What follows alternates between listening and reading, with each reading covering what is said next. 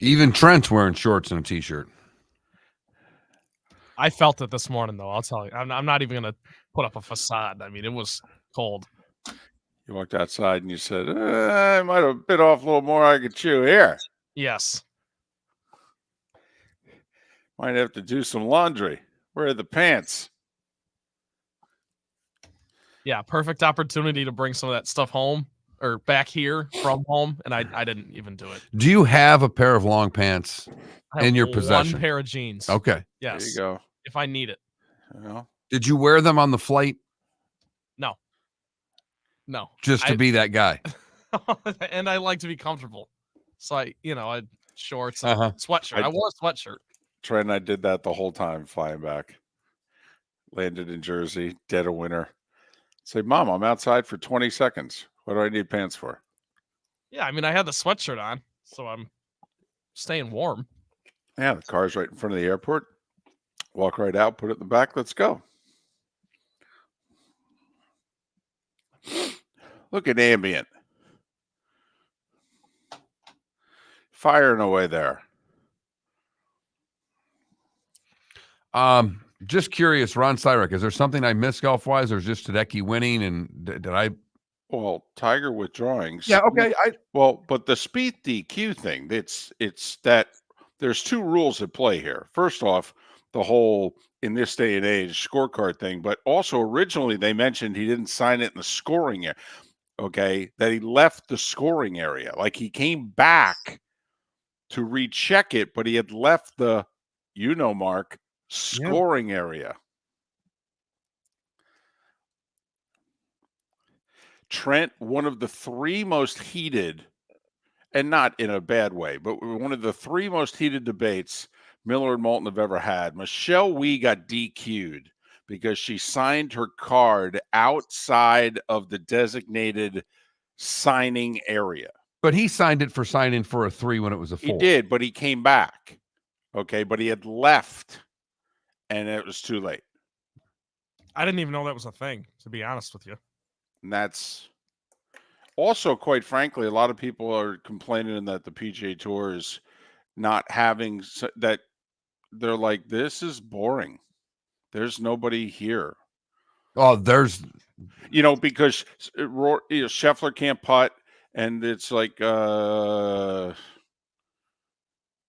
having Rahm, it's people think LIV has hurt the PGA Tour now. Yeah, hello. That is a bad beat, Brown Chicken. He gets through, he wins. Keselowski bumps him. He's through. It's over. It's a great finish. It's a shame, too, because the wreck happened before the start-finish line, but the yellow didn't come out until after they had crossed. They could have green-white checkered that sucker in a split second. Here we go.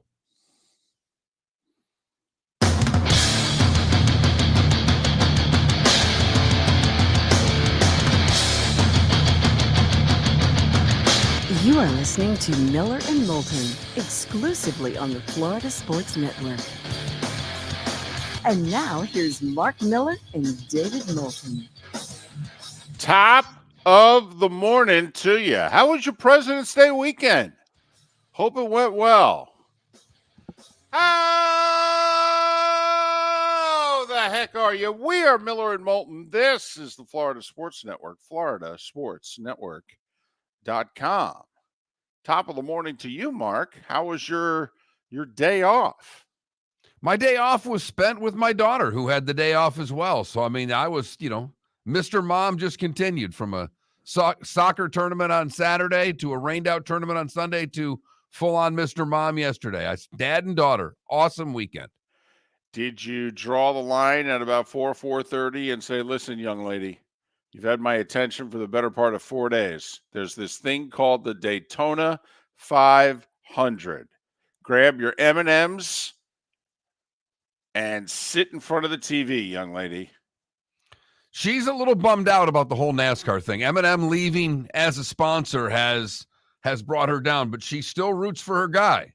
So she's still a Kyle Busch guy. Still a Kyle Busch fan. And she doesn't realize now that she's actually rooting for the old guy. It's all right. He's one of the Her oldest dad's guys the old left. guy. Why shouldn't she root for the old guy? Well, that's true. That's true. But, usually the kids and they see M&Ms, you think it would have been one of those young whippersnappers. And instead it was Kyle Busch, who's got to be, almost 40 now. David, I got so into NASCAR this weekend. There is Full Speed? There's a Netflix series on last year's playoff that Dale Earnhardt Jr. produced. Okay. I'm watching that with all the rainouts and nothing going on Sunday. I found myself watching Sunday morning. I'm watching a NASCAR documentary to get ready for the race on Monday. These are words you never thought you would hear uttered out of my mouth. I love it. That's exactly what NASCAR was hoping for right there. Netflix documentary leading right into it. Worked with F1. Maybe it can work with NASCAR also. Well, I got to admit, I found myself rooting. Maybe it's the old guy in me. Because, you and I are Ross Chastain guys. Yep. He's from the, we consider him the 239. I don't know if technically he is. I think Alva's just outside it. But, when he was making his way up, we had to sell. He came on regularly. Hell, we had him when he was like doing testing in Vegas even. And he would tape interviews with us at all times. Now, of course, he's a star. And, we still have his cell number. He just ignores us. Right. Either that or he's changed it. But, yeah, now we can't get near him. See, he used to handle his own media. Now he's got a company to do that. And, it's a problem. But anyway, we're not going to hold that against him. We like him. He's fun. He's different. We like that. So we're rooting for Chastain in every race. But I got to admit, Mark, me and the whole everybody should have a parade, and I hate it when legendary drivers end up calling it a career and they don't have Daytona. Rusty Wallace, who was my guy. Mark Martin. Tony Stewart. I mean, come on. There's a lot of luck involved in winning the Daytona 500. It's like, come on, racing gods. You couldn't have allowed those guys to have one. Although Tony Stewart did kill a guy. So, maybe the racing gods said, listen, we didn't put you in jail, so we're not giving you Daytona. I don't know. You and I seem to be the only people who remember that. Exactly. It's like me with Matthew Broderick. Okay. But anyway, so, Kyle Busch has won everything 3 times, for goodness sakes.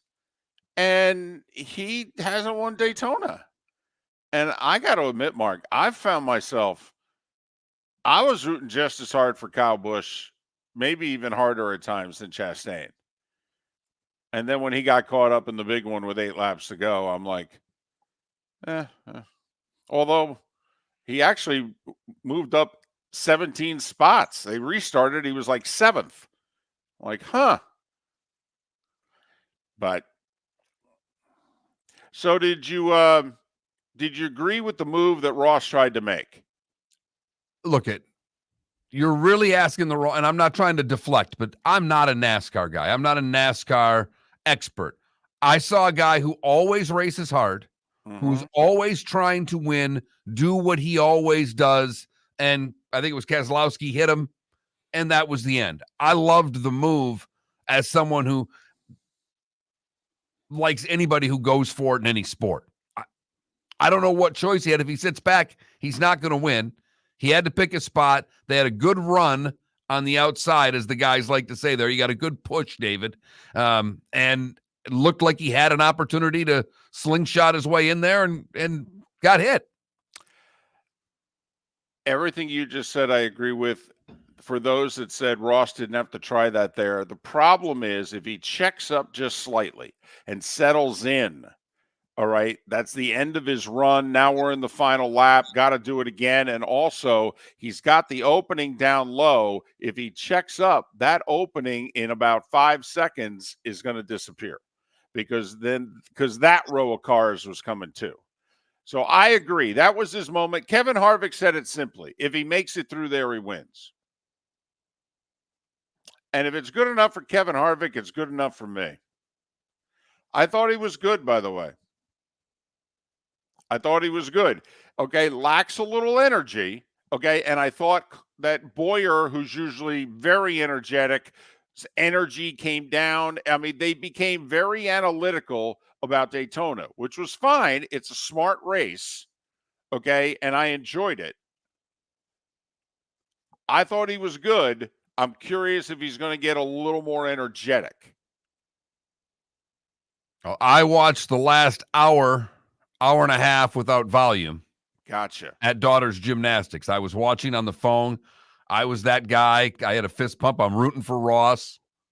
Did you stand up when they wrecked or something like that? Were you that guy in which it's quiet and all of it, and there's the sounds of the gymnasts and a couple of moms talking, and then all of a sudden, did you stand up and go, "Oh"? I was. We were leaving. It was over. You heard gymnastics ends at 8:00. I'm walking out the door holding my phone, and my daughter heard a word that I'm not supposed to say in front of her because it was an all blank. Right. Ross crashed. Right. And she went, "Oh, that's your guy." I'm like, "Yeah." And then she responded with, "How'd my guy do?" Well, not very good. He didn't, he didn't. No. He was doing well, but then he wasn't. Sorry. That's Daytona. Three Sorry. big wrecks, one early, a couple late, one on the very last lap that determined the race. And William Byron, the guy who learned how to race on a computer, wins the Daytona 500. He's also the guy who caused the second wreck. He's the one who tapped Keselowski and then took out Logano and took out 20 cars. That was Byron. So, cause the second wreck, benefit by the third, and win Daytona. All right. But you've said it. We know it. If you watch this type of racing, you need a lot of luck to win a restrictor plate race. That's all there is to it. It's because there's going to be at least one big one, right? It's just a matter of you going to get caught up in it or not. And the odds are, if you're near the front, you're not going to get caught up in it. So, of course, Logano and Keselowski were second and third with 8 laps to go, and they got caught up with it. I mean, it's Daytona. Funny thing is, you got people that only got home a little while ago because I think it's like an ARCA series race. They didn't start that till after the 500. And I have to admit, if we had tickets, we would have stayed because it's not like you could leave. I mean, you can't get out of there. It's literally a parking lot, so you might as well just sit and watch a race while 2/3 of the parking lot leaves. And then when your race is done, okay, we'll go home. ARCA race done? Yeah, it's 11 o'clock. Oh, okay. Let's head to the car. So there you go. It's one of 2 days a year that America stops what they're doing and then watches a little racing. I think good for them. They got it on a Monday night. I'm not going to lie. I think it worked out okay. A lot of people wanting the Super Bowl to be the Sunday of President's Day weekend so that we can all do our thing and then, have the next day off. Don't know if that'll ever happen. I think there's a chance if we go back, we did it for like 1 or 2 seasons back in the day. If we ever have a double bye, if they go to 18 games, which we all think in the early 2030s they will the players then get a double bye? And will that push it back, so that the Super Bowl... I think with all the European expansion, David, you'll need the double bye by then. Oh, boy. So there you go. That's it. And then we'll talk racing again around the Indy 500. Probably the last year that's on NBC. Apparently that's going to Fox too. Thank goodness, because Fox knows how to cover racing, and NBC sucks. Did I say that out loud? Good. I will say, those that complain about the commercial on NBC, there were a lot of commercials last night during green flag racing. Well, and they did do a lot of, the double box and what have you. And they were nice enough with 28 laps to go to give us the history of Toyota Motors, which I thought was a really nice little interlude because I cared. And by caring, I didn't care at all. Lisa gave us the last 25 laps I mean, and the 2 wrecks and what have you, they gave us that commercial free. I mean, they went commercial free for like an hour.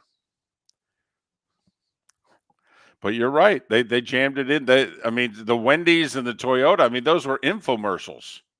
Those were like off-Broadway routines that became infomercials. It was like, okay, it's a burger in a bag. We got it. Wendy's, right, right. Yes, Toyota, we know. We've sold more Toyotas in this country than any other manufacturer for 30 years. We got it. Back to the racing. Already in progress.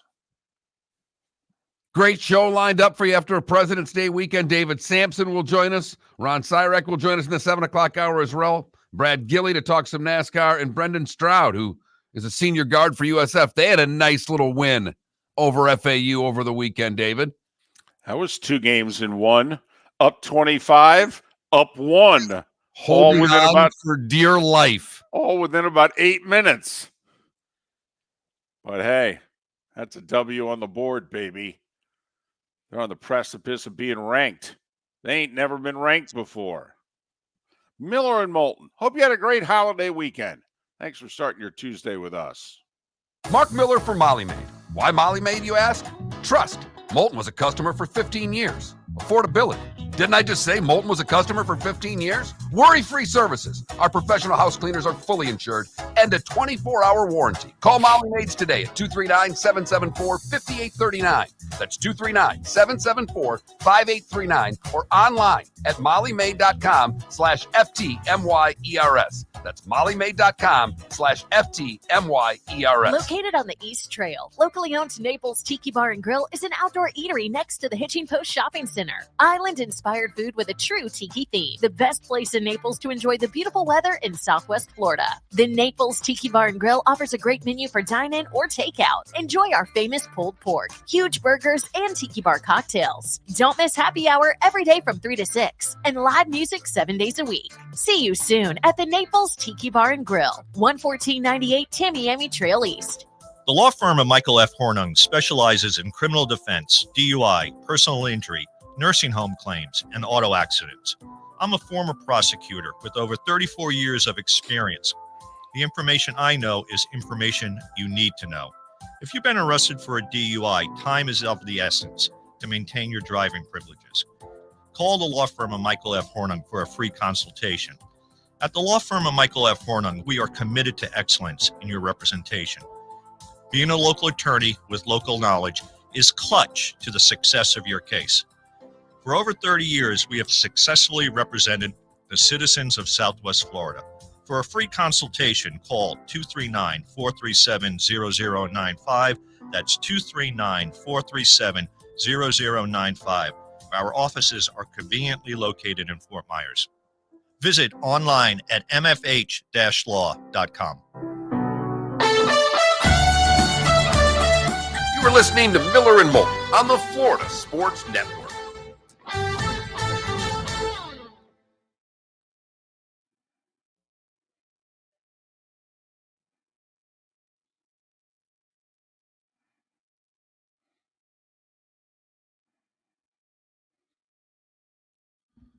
Oh, that's good to know, Feeney.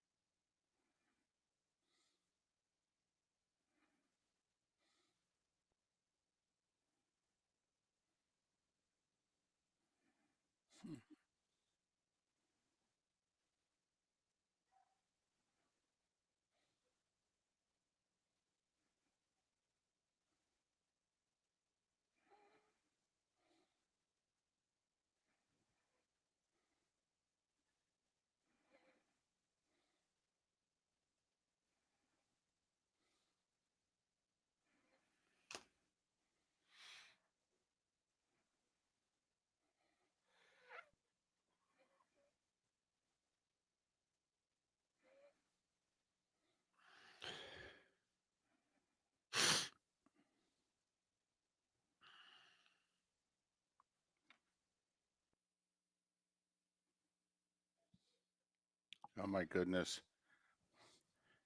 Did you ever see the nuclear golf Twitter handle? No.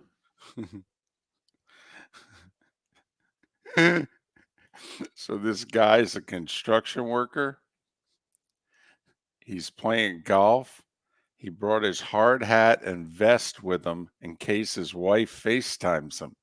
So there's a picture of him standing off of the tee. Okay, he puts his hard hat on and his vest on, and hey, honey. Okay, yep, yep. That's fantastic.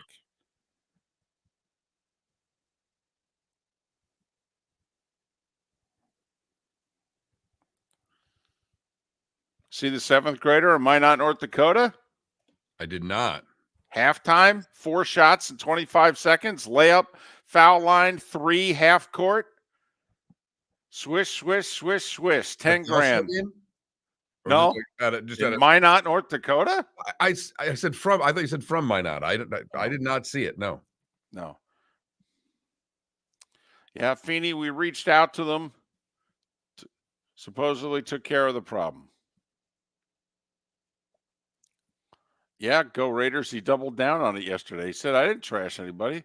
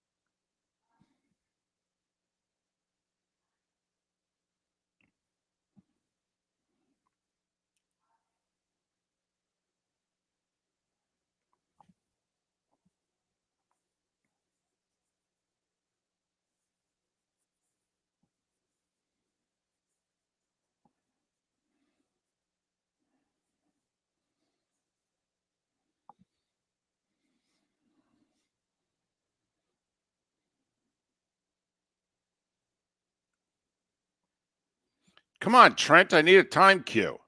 16 seconds.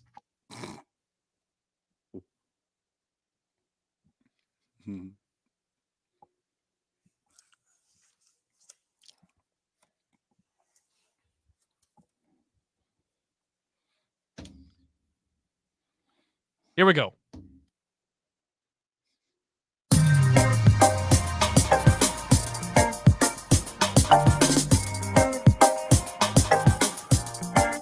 Welcome back to Miller and Moulton, only on the Florida Sports Network.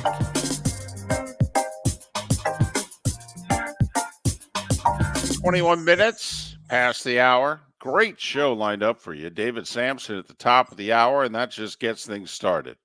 Ron Sirak, Brad Gillie, and we've been trying for weeks because we've been on the bandwagon before a lot of people were.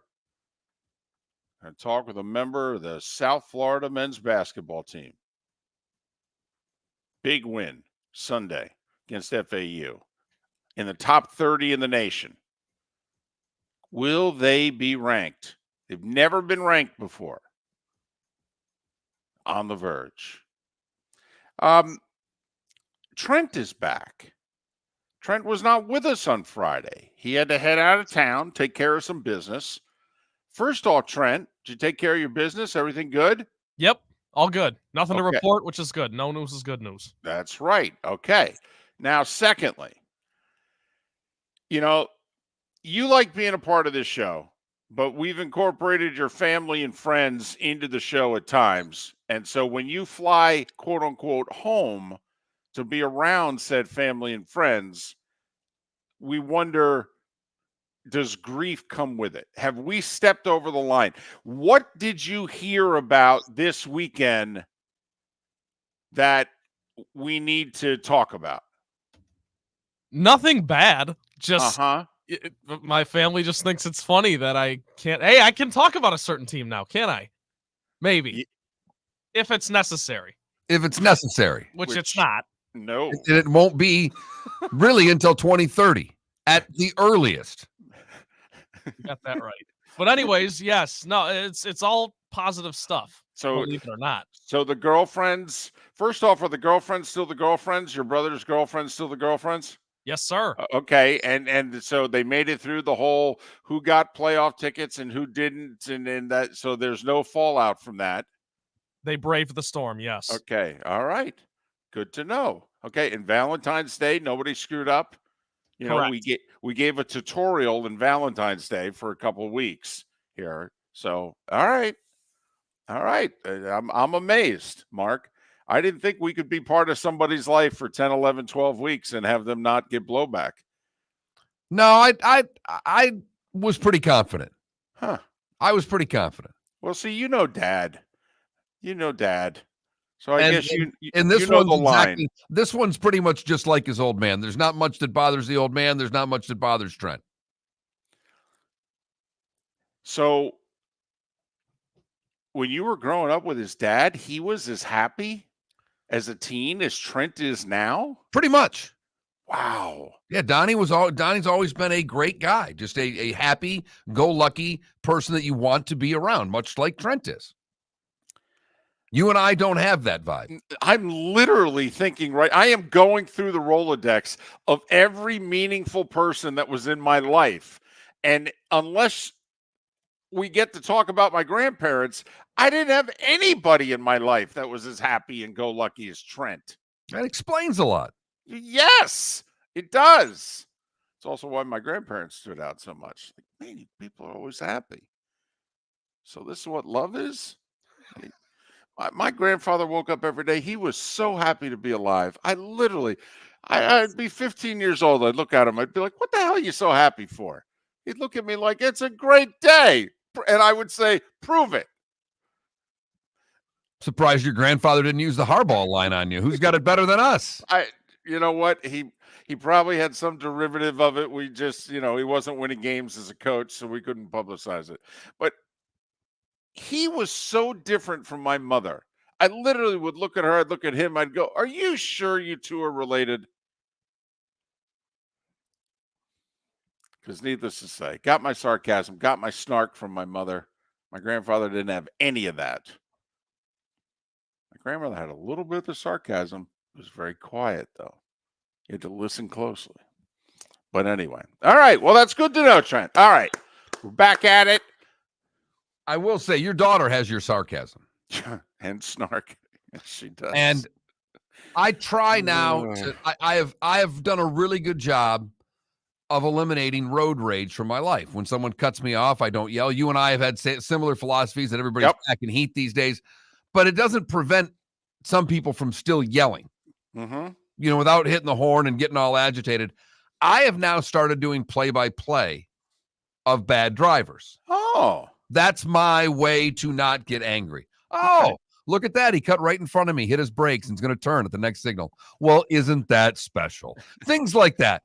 And I went through 30 to 35 seconds with the daughter in the car of doing play-by-play as we were driving to our soccer tournament on Saturday morning. And I'm doing play-by-play in the car. And the daughter there's a pause for about 3 seconds. And the daughter says, sarcasm, Dad? 100%, sweetie. Thought so. There you go. So, Trent just got happy all the time. Poor Maddie is getting sarcasm sarcasm and snark while driving around. Listen, it has served Trent well, but I think that sarcasm and snark can serve you well also. It's a big, bad world out there. You need to be multidimensional. You're right. All right, couple of quick things here. Starting five coming up in a few minutes. And then David Samson at the top of the hour. So are we going to have to get rid of handshake lines? We had another incident last night, Southland Conference. Bad one. I got to admit. Okay, this is This is kind of like, you don't see much fighting in hockey anymore. And then when you actually see a really good one, you're like, ho.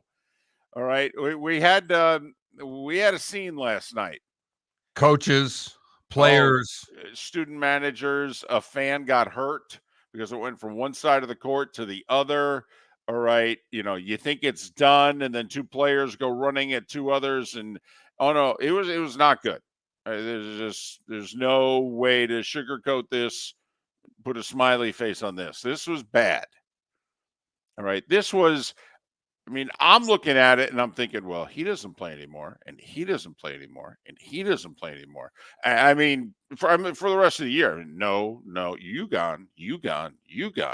So just curious, seems like, we've had coaches, barking at each other in the handshake line. And I think instead of getting rid of the handshake line, we should double down on it and go, here's the deal. You all need to learn how to behave. And if not, we're going to have very serious penalties. I love that idea. The fact that we have numerous college basketball games. How many college basketball games are played in a week? A few hundred? Oh, easily. You got 350 right. teams. That's what I'm saying. I mean, there's 100. There's 100 games played a week. Oh, there's 500. There's 500. Well, there's 500 men's games. Never mind women's. Yeah. There's 1,000 games men and women played a week. There really is. And we have one incident, so now we're going to take the handshake lines away because people are idiots. I'm not for that. I'm for, we might take a program away if they can't act the right way in a handshake line. We might suspend players and coaches and teams. But what the hell are we teaching if we can't get guys to shake hands? I mean, if these coaches, I'm not even going to play the damn student athlete game, but if these coaches are coaching young men and women, we've had a couple instances this year with women. We had a fight in the women's game a couple weeks ago, not on the handshake line, more during the game, I believe, than it was the handshake line, but we've definitely had incidents. But if we can't teach them to be respectful for 30 seconds, then what the hell are we doing here, David? I completely agree. I'm doubling down on the handshake line. Absolutely. Besides, it's not even a handshake anymore. I mean, it's a fist bump. Because there's nothing worse than the wet fish. Let me tell you, and Joe Buck knows how much I hate the wet fish, okay? And he'll surprise me. He'll come around the corner. He'll go, hey, Moulty. Okay, and I'll turn around. He sticks his hand out, and it looks like it's going to be the real thing. And I do it, and I get the dead fish. Oh, I hate that handshake. Next time you just break his hand. You grip down as hard as you possibly can. And you look him dead in the eye, and Buck will never give you a wet fish again. That's how you end that. It's very simple. Miller and Moulton. The law firm of Michael F. Hornung specializes in criminal defense, DUI, personal injury, nursing home claims, and auto accidents. I'm a former prosecutor with over 34 years of experience. The information I know is information you need to know. If you've been arrested for a DUI, time is of the essence to maintain your driving privileges. Call the law firm of Michael F. Hornung for a free consultation. At the law firm of Michael F. Hornung, we are committed to excellence in your representation. Being a local attorney with local knowledge is clutch to the success of your case. For over 30 years, we have successfully represented the citizens of Southwest Florida. For a free consultation, call 239-437-0095. That's 239-437-0095. Our offices are conveniently located in Fort Myers. Visit online at mfh-law.com. Visit Jason and Todd at the Diamond District. If you're in love and thinking about a diamond, you'll want to hear from my friends Jason and Todd at the Diamond District. When purchasing a diamond, you deserve a relaxed, stress-free, and educational experience. You want to have a good time and feel comfortable. You want selection, quality, and value. At the Diamond District, you'll get it all. With our team of non-commissioned diamond advisors, no one's in a rush. We care only about you and making sure your needs and wishes are fulfilled. You'll be wowed by our selection of GIA certified diamonds, stunning diamond bracelets, earrings, pre-owned Rolex watches, exotic ruby, sapphire, emerald, and tanzanite jewelry. There's something for everyone at the Diamond District, and all at the lowest prices anywhere. Jason and I love what we do and are in the store nearly every day. We look forward to shaking your hand and welcoming you to our Diamond District family. Visit Jason and Todd at the Diamond District. You are listening to Miller and Moulton on the Florida Sports Network.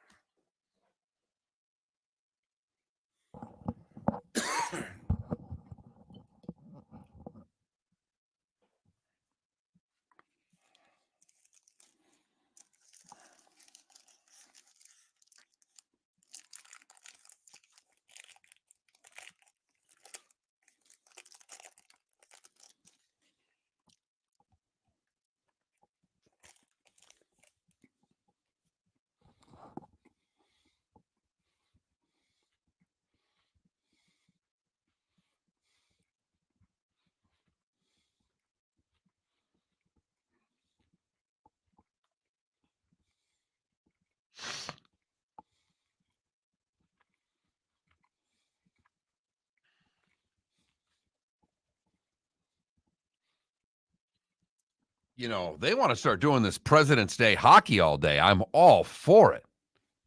I can tell you what, the Stadium Series was pretty good. Okay. The Devils, Flyers, Islanders, Rangers. I mean, there wasn't a lot of sports on. If you gave it a chance, it was pretty good. It was big for me because the Rangers comeback gave me a fantasy hockey win. Nice.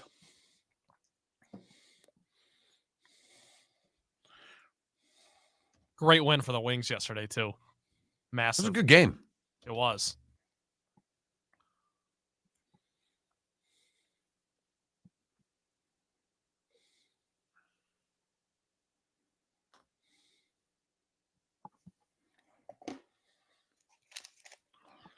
Did you happen to see that ACU baseball player? Did you see that highlight of that? Mm-hmm. That was pretty cool. Jake had been telling me that was coming.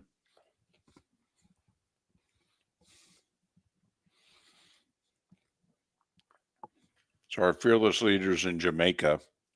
So he's going to get nothing from him all week. As opposed to other weeks? Oh, just...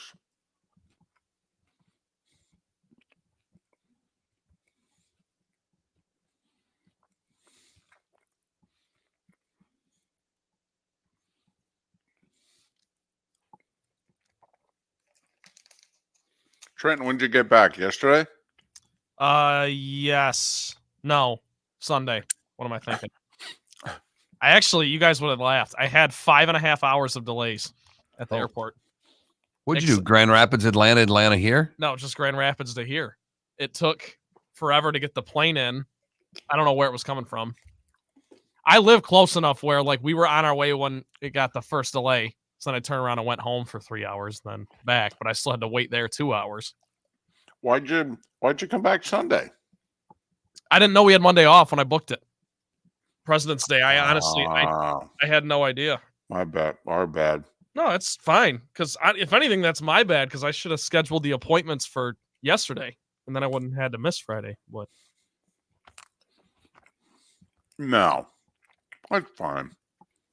Yeah, it worked out. But I didn't know. So it turned out kind of nice because yesterday I just lounged around, watched sports. Took a nap. So it's different than most days. Not exactly. That's a good point.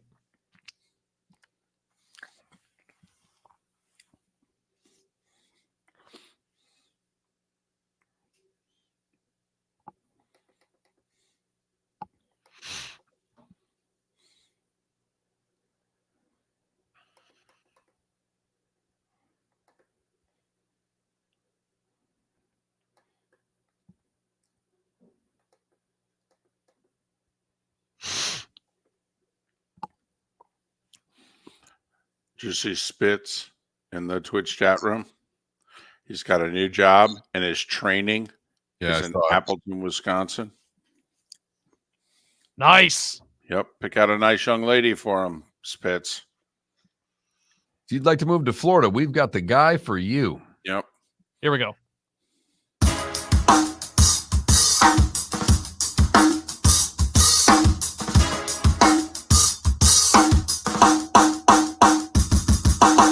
Welcome back to Miller and Moulton, only on the Florida Sports Network. 22 minutes until David Samson joins us at the top of the hour. Thanks so much for being with us. Hope you had a nice President's Day weekend. It's going to be like the last day that are we taking Good Friday off or no?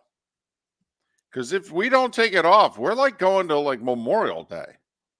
I mean, we're like pulling a Pat Kerwin here. You guys are. Well, you got your golf event. All right. It's a big I'm deal. taking 2 days off in March. I do every year. It's an elevated event, just like on the PGA Tour.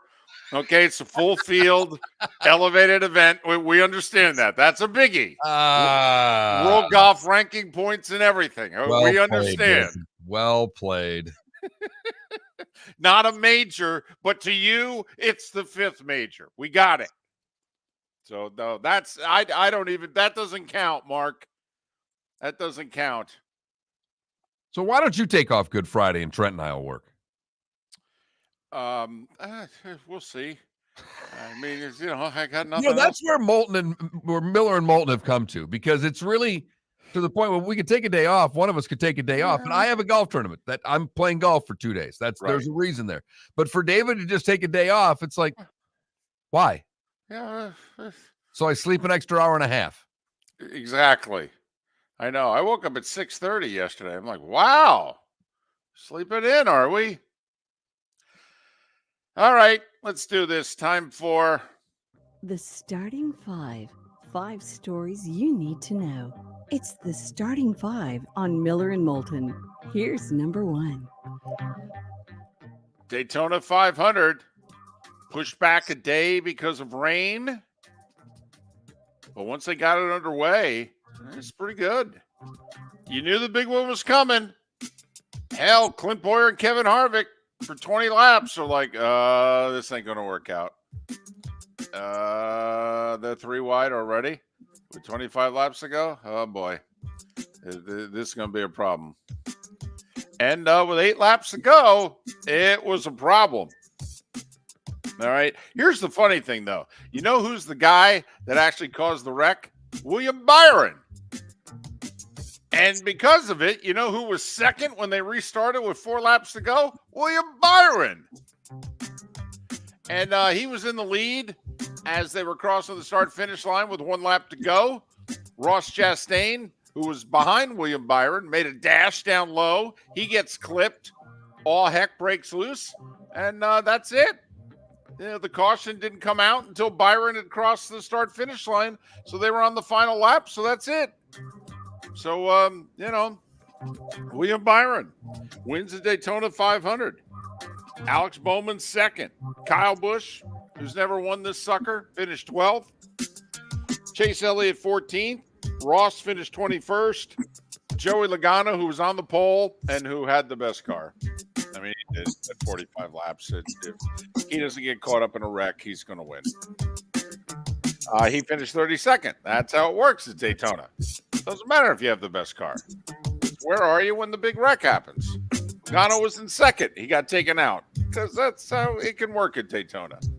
Front of the pack, middle of the pack. You just don't know where or when. So there you go. The biggest news that came out of Daytona, though, actually occurred Sunday. Don't know how many of you caught this. All the NASCAR teams huddled up. They've had 2 years of negotiations with NASCAR. It's not going well.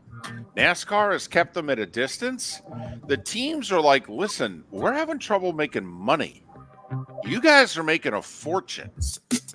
We understand it's a benevolent dictatorship, but you got to loosen up the purse strings a little bit. We got to share the money a little more equitably. And NASCAR's like, yeah, I don't think so. And since they own every track that the races are on, nearly every track, they kind of determine how things are run. They own 13 of the tracks, which hold 18 of the 36 races. So NASCAR literally owns half of the circuit. Well, anyway, the other NASCAR teams, first off, they have ended their exclusive negotiating window. They're like, well, okay, if you're going to play hardball, I guess we can play hardball too. Mark, they hired Joel Kessler. That probably doesn't do anything for you because you don't see him on billboards or anything. Yeah, he's the number one antitrust lawyer in the country. Ask the NCAA about Joel Kessler. Yeah, the reason that college sports looks the way it does right now as opposed to the way it did 15 years ago, Joel Kessler. And every race team in NASCAR, every single one, signed on to hire Joel Kessler. This is going to get very interesting if NASCAR continues to say, here's your 4 shekels and be thankful. I mean, somebody wrote something yesterday, Mark, that said we're a long ways from it, but this is exactly what happened to IndyCar 35 years ago.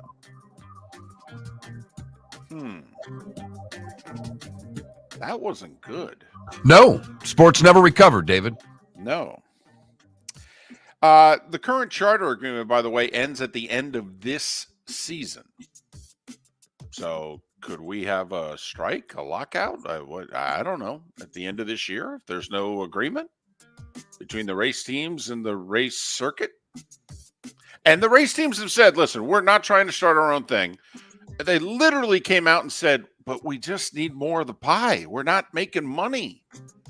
And NASCAR won't even attend meetings with the race teams, Mark. I mean, NASCAR won't meet with Rick Hendrick, Roger Penske, Joe. They won't even meet with them. Wow, it's an interesting tact to take in 2024. All right. NBA All-Star Weekend came and went. Here's the consensus. The game was hideous. Nearly 400 points scored. Did you catch Adam Silver?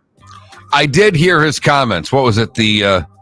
Congratulations, Giannis and the East. Well, I guess you scored more points. Here you go. Yeah, that was his trophy presentation speech. After the league had been pushing all year for the players to take this game a lot more seriously. And the players gave their answer. The dunk contest, the judging apparently was horrible. At least one of the finalists shouldn't have been in, according to everybody who watched. But you know what was really good? The three-point shooting. Lillard wins it. He goes back-to-back by hitting the last 3 of the contest. And the Sabrina Steph head-to-head. She, by the way, yes, she used a WNBA ball, but she shot at the NBA line. I mean, they were both shooting the same three-point line. And Steph had to hit the last one to beat her. Her point total tied Lillard's, who won the three-point contest. And Steph hit one more than that. So she acquitted herself very well. And so did he, obviously. Most people thought it was a big win for women's basketball, but the three-point contest apparently was the highlight of the weekend. All right. Nets fired their head coach, Jock Vaughn. Kevin Ollie, former UConn coach, 10 years ago, led them to the title. He's the interim. T-Wolves re-signed 36-year-old point guard Mike Conley to a very affordable 2-year, $21 million extension. Don't you like it when a guy can make $10.5 million a year and it's affordable?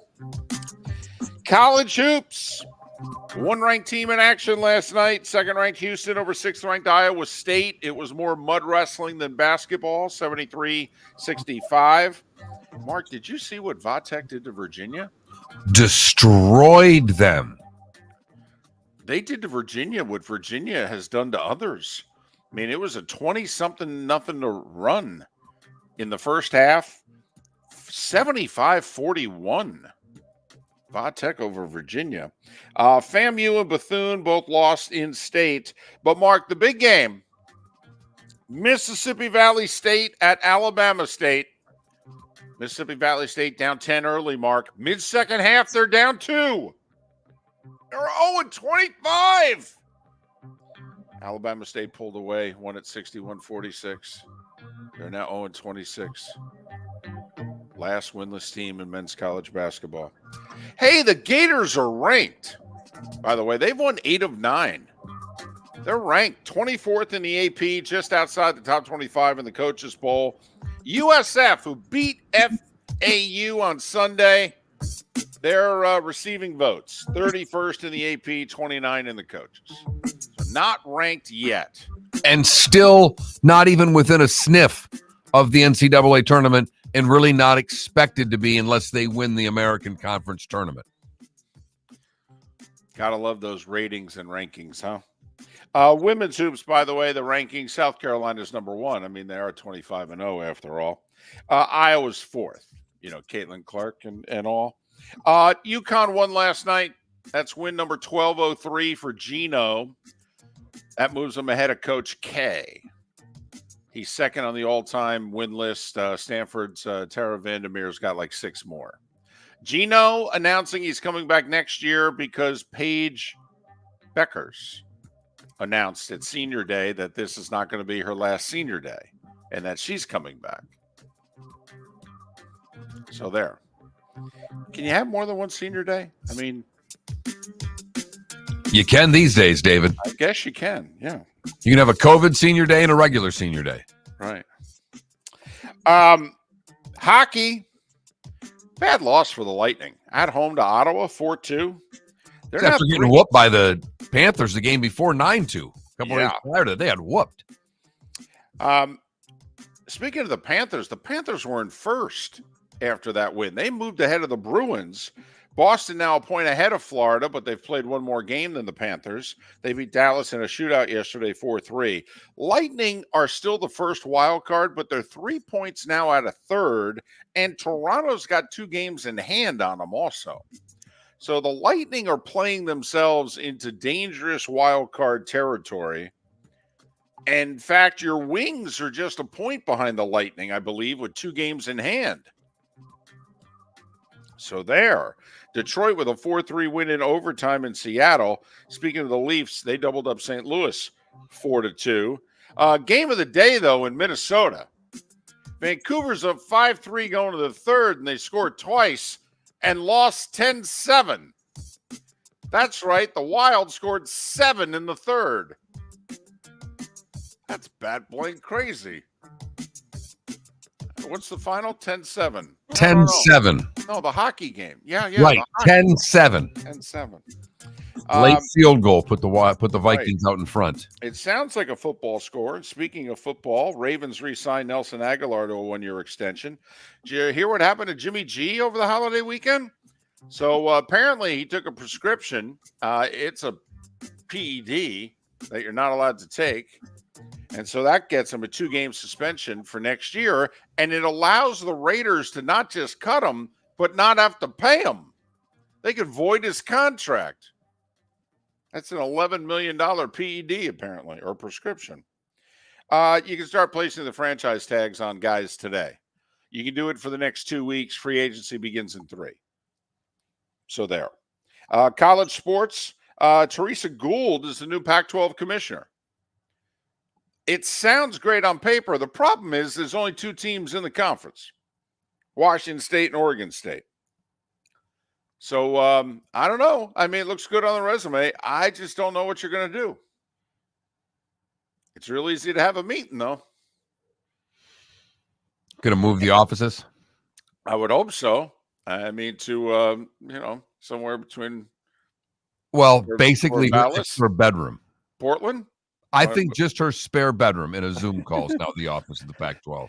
And baseball, the Nats are no longer for sale. They've been on up on the market for 2 years. They decide, yeah, you know what? We'll keep them. Huh, okay. Mike Trout said, I'm not asking for a trade. Not today. Meanwhile, did you hear what the Angels third baseman Anthony Rendon said? Yes. As a matter of fact, David, he doesn't like baseball all that much, David. Well, he said it's really Not a priority. Not a priority, which has got to make the Angels feel good because they're paying him like $35 million a year. And at 7 minutes before the hour, that was the starting five every weekday morning at this time on Miller and Moulton. I have a feeling that might come up with David Samson here in a handful of minutes. That's all. I mean, a lot of things going to be brought up, but, he'll make a couple movie references. We'll try to match one-liners with them. I mean, it's usually how it goes. It's not a priority, though. And fortunately for David, he's made us a priority Tuesdays at 7 a.m. And he's next right here. Where else but Miller and Moulton? Visit Jason and Todd at the Diamond District. Hi, I'm Jason. And I'm Todd with the Diamond District. I believe in complete transparency. If you're shopping for diamonds in Naples, you're paying too much. If you're shopping in the Cape or Fort Myers, you also won't see the selection you deserve to have. If you're online, there's no human connection, and you won't know if your diamond is beautiful or not until it shows up in the mail. Just because it's GIA certified doesn't mean it's brilliant. There's so much more to a diamond than its cut, color, and clarity that makes it beautiful. Visit us at the Diamond District for a non-commission and educational presentation, and quit paying more in Naples or buying blind from the internet. The Diamond District has the rarest diamonds from half carat to 10 carats. You won't find a bigger selection or better value. And you won't find a better buying experience. Jason and I are in the store nearly every day, and we look forward to shaking your hand and welcoming you to our Diamond District family. At the Diamond District. Hello, friends and family of Southwest Florida. Are you looking to tap into Hello, Newman. Well, look no further, because we here at Southwest Florida Golf Carts have just what you need. E-bikes, golf carts, LSVs, scooters, and more. Come down and talk with one of our experienced sales reps, have a soda and a smile, and you could be cruising the streets in your new EV today. Stop by the store or visit our website at flgolfcarts.com and enter for a chance to win $100 off your next purchase by answering John's monthly sports question.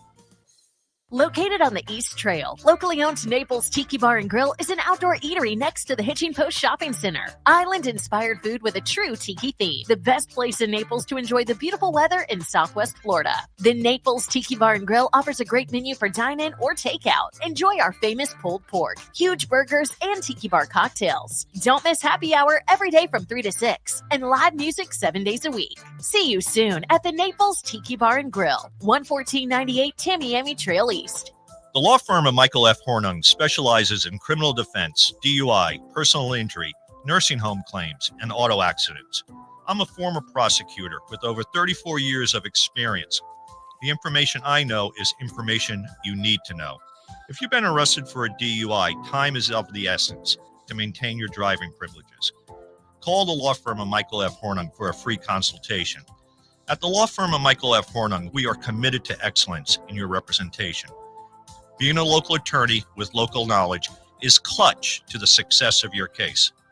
For over 30 years, we have successfully represented the citizens of Southwest Florida. For a free consultation, call 239-437-0095. That's 239-437-0095. Our offices are conveniently located in Fort Myers. Visit online at mfh-law.com. You are listening to Miller and Moulton on the Florida Sports Network.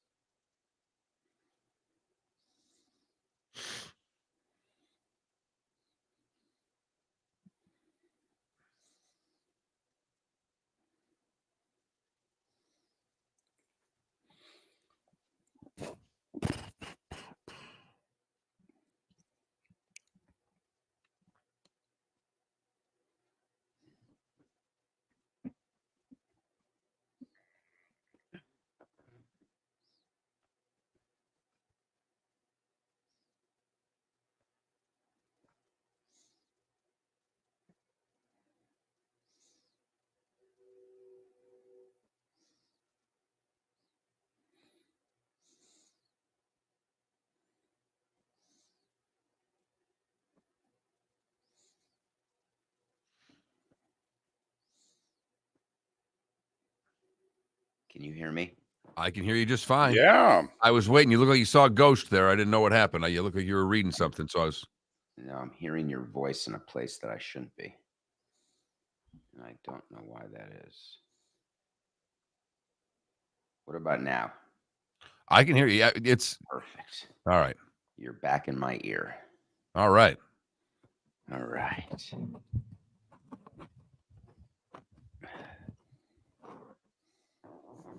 It's a new microphone, so I just want to do a sound check with you guys to make sure it is good. Sure. Yes. Sound fine. All right. 867-5309. It's David Samson. Did you ever drunk at night, okay, out of town, just start putting other area codes in front of that number and start calling it? I did it once. Yes. I did it. I did. Somebody in LA answered when I did it. I had a girl named Vanessa Pickler who I went to camp with, who I had a crush on. And who I think liked me, but only discovered it once I got famous. And I would use her area code and then that number in a dreamlike state, thinking that maybe Vanessa would answer the call. That's outstanding. And my batting average is roughly my career MLB batting average. In that Gotcha. Okay. Which is either 0 or 1,000, depending on how you want to look at it. Oh, it's 0.00. It's Plutarski's GPA. Trent, by the way, are you familiar with 867-5309? Jenny? Yeah, very good. Go, Tommy too. Very good out of the 24-year-old producer to be able to play that one. Jenny, who can I turn to? I've been using it as my sound check since I got into this business. And everyone finds it funny because everyone else goes 5, 4, 3, 2, 1, or give me a count from 10, 10, 9, 8. So whenever I'm asked, even I did on CNN, and give us a count, please, Mr. Samson, 867-5309. Because who gives a shit which numbers you choose? They just are checking the sound levels. All right, here we go.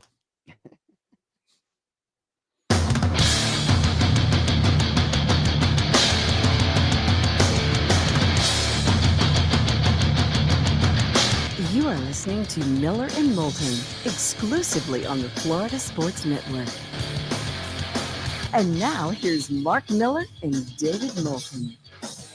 Joined this day and time by David Samson, the award-winning David Samson. He's got, well, nothing personal with David Samson. It won not one, but 2 awards. He has no room for the awards on his bookshelf behind him, though. He's got too many bobbleheads.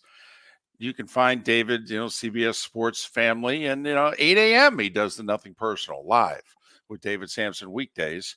Check it out. How was your holiday weekend? Although it probably wasn't a holiday for you. You worked yesterday, didn't you? Yeah, I did a show. It was a Monday, and I don't like missing Monday shows because there's so much that goes on during the weekend that I feel as though missing a Monday show, that's when my audience and any audience would want to hear sort of an analysis of what happened, especially the All-Star game happened. Spring training's underway. There is no shortage of things to talk about. The All-Star game happened? You really Isn't that spent time? unreal? I mean, come on. The commissioner didn't even like the All-Star game.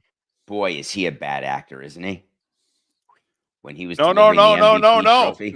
I think he performed exactly how he wanted to perform.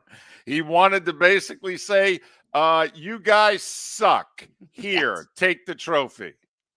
So I had a theory on yesterday's show that I'm going to talk about to your audience because of the only few percentage crossover, which I'm still thankful for. I believe they need to match the payments for the in-season tournament for the All-Star game because the in-season tournament gives the winners $500,000 each. If you get to Vegas in the finals, you get $200,000 each. For the All-Star game, if you get there and lose, you get $25K. And if you win, you only get 100. And I know it sounds absolutely crazy, but the difference between 100 and 500 is quite significant, even when you're making $30 million. And not all All-Stars are making $30 million. So if you move the prize money up, I think you will get more serious play. There is so much money in the NBA. I mean, the elite are now making 50 and 60 million, David. I There's mean, a lot of I non-elite players. I understand, but for like one time though, like this is the last time you're going to get Tyrese Halliburton at an All-Star game on a bargain deal, if you know what I mean. I don't know if money's an incentive because even in the stupid in-season play-in tournament, half the teams didn't give a damn. I mean, and now some did, but there were a lot that laughed at it and said, "Yeah, this is a joke." And so all you need is enough of the players to give a damn, and then let them play the big minutes in the All-Star game and make the second half competitive. The first half can be a chuck and duck. I just couldn't bear to watch it. It embarrassed me because I'm a little older, so I remember All-Star games when they really mattered and people watched, and you had the best players trying to play the best. And it doesn't help when it used to be chicks dig the long ball. That's an expression when I was a kid. It's an unfortunate expression, but it was a concept of people getting down on the knob and hitting the ball as far as they can. In basketball, it's become, hey, everybody loves the three. So you've got Dame Lillard pulling up from the logo, or Halliburton chucking it up because he's at home, and the announcer saying how great it is that these players can do it and make it look so easy. And then you've got Luka and Jokic, the Joker, who are two of the best 5 players in the league, who would rather be literally anywhere else but there, anywhere in the world but in Indianapolis. You got to change the equation because what Adam Silver is trying to do isn't working. And I think this year was the inflection point. You will see changes by next year because he knows he can't continue with this going into a deal to negotiate rights fees. The All-Star game and All-Star weekend is an important part of the money. And if you're a network looking at that, you're looking at the numbers, you're looking at the people in the dunk Yeah, contest. but is it? I mean, because in baseball, it is, David. The All-Star game is still the biggest rated baseball game until the second round of the baseball playoffs. But I mean, hell, the All-Star game's on TNT now. It's doing like 3 million. To be honest with you, I mean, I don't know that it's a big deal anymore. If I'm Adam Silver, next year's the final year of our deal. I would announce right now that next year's the last All-Star game and see how the players react. So you can't do that under collective bargaining. You have to make it part of what's in the collective bargaining agreement. I think you have to find a way to make it matter more. And you talk about the baseball All-Star game, great example. When deals are done in baseball, the big focus is on postseason games. They'll give MLB a bunch of regular season games, the Saturday game of the week on Fox, the Sunday night game on ESPN. Those are all fine and dandy. But the majority of the money that's coming in on those national deals is for October baseball. When basketball is going through the deals, they want exclusive nights. TNT, it's their night.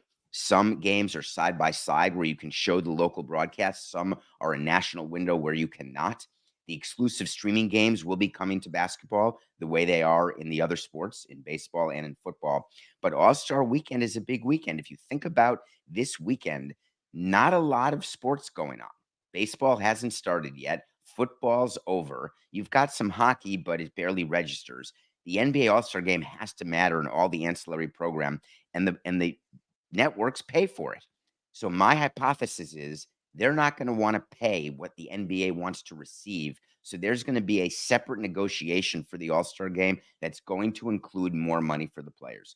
I made it an official wait to see on yesterday's Nothing Personal, where I have accountability and will revisit things if I get them wrong. But I have to ask Coke after this. I think my official wait to see is the players will get paid more money next year. There will be a change during the collective bargaining agreement regarding the All-Star game. That's how bad I thought it was.